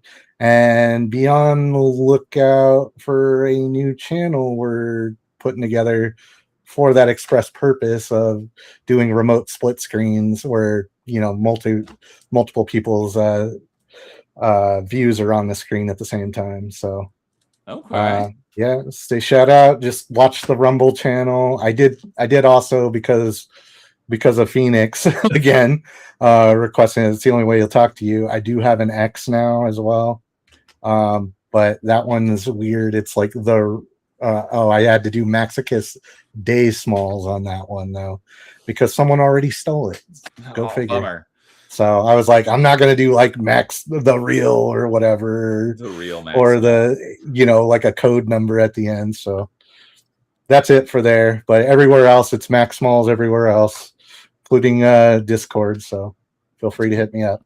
All right. So, well, cool. Yeah, for me, that'll be it for me this week. But I will be back again on Monday for some Metroidvania Monday as I continue mini shoot adventures. And then we got the next episode of Top 5 is next Tuesday. We're doing Top 5 Wii games, and still got room for one more spot. If anyone wants to join and rank their own personal Top 5 Wii games, let me know. And then most likely I'll be doing another Retro Rewind on Wednesday, continuing my playthrough of A Link to the Past. As World of Gaming a Wii fan, he is a Nintendo fan. So if you want to rank your top 5 Wii games, you may be welcome. I definitely have some Wii games, but I'll definitely hit you up if I got some time. I'm a very busy person, so okay. So, and then next Thursday will be the next episode of Achievement Chasers, where Dude and I will be talking about our achievement hunting over the course of February, as well as Thursday is the launch of Wii on Retro Achievements. Finally going to be able to play Wii games and get our retro achievements. So we're going to be talking about that as well. So, I had a lot of activity over on Rumble tonight. That was awesome to see all you guys on Rumble. Got a bunch of, got a few gifted memberships and got a tip. So I really appreciate that. You guys are awesome. I appreciate the support. That was awesome. So thanks for hanging out with us as, we talked about my favorite franchise. I'm not sure if it's these guys' favorite franchise. Would you say this is your favorite franchise, Max? I'd say favorite sci-fi shooter franchise for sure. Okay, so it's up there. Maybe not your favorite of all time. I don't know. That's a deep question. I go all the way back to the 80s. I'm like, I don't want to come out and just say it's like my all-time everything. But I do. An RPG or action sci-fi, yes. Well, for me, it's my favorite franchise. World of Gaming. Would you say it's You don't have to say if something else is your favorite franchise, but is Mass Effect your favorite franchise? I'm gonna assume it's probably no. I'm not gonna say yes or no, but I am a big sci-fi person. Me too. So I definitely will. I mean, I love Star Wars, Star Trek, Lost in Space, all the types of any type of sci-fi stuff. It interests me. So this is definitely in the realm of the sci-fi, genre for sure. So one last thing while we're on the topic of general sci-fi. I didn't even mean that. But I got to ask you, since you guys are sci-fi fans, you guys fans of Stargate? Yes. I've never seen Stargate. It's the best. That's my top one, actually. That's a good choice. A little bit. It's kind of knocked down a little bit in more recent history, followed up by the reboot of BSG. But I haven't seen that. The 2003 one. That one's pretty good. Can't watch the original on that though. But yeah, no, Stargate of those, it was the perfect balance between self-aware and sometimes just jokey. Like didn't take itself too seriously, but it could be serious when it wanted to. Yes. So that was that and at SG1 and Atlantis. SG1 and Atlantis are both phenomenal. Speaking of that, because I just recently finished a full rewatch of the entire franchise, or not the entire franchise, but of the movies SG1, Atlantis, and Universe. Because I've heard from diehards don't watch Origins. I've heard it's terrible. But it didn't add anything. Recently rewatched the whole franchise, so we did a top 5 SG1 episodes back in, I want to say it was September. And at the end of this month, we're doing top 5 Atlantis episodes. So that'll be at literally the end of the month, March 31st. Okay. Where did it rank the Groundhog's Day episode?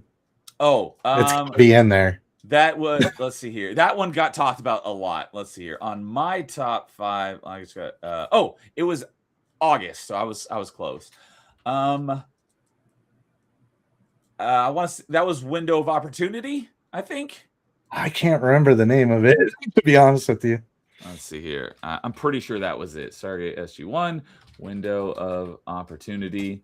Is that? Yes, that is the Groundhog Day episode. That was my number 3.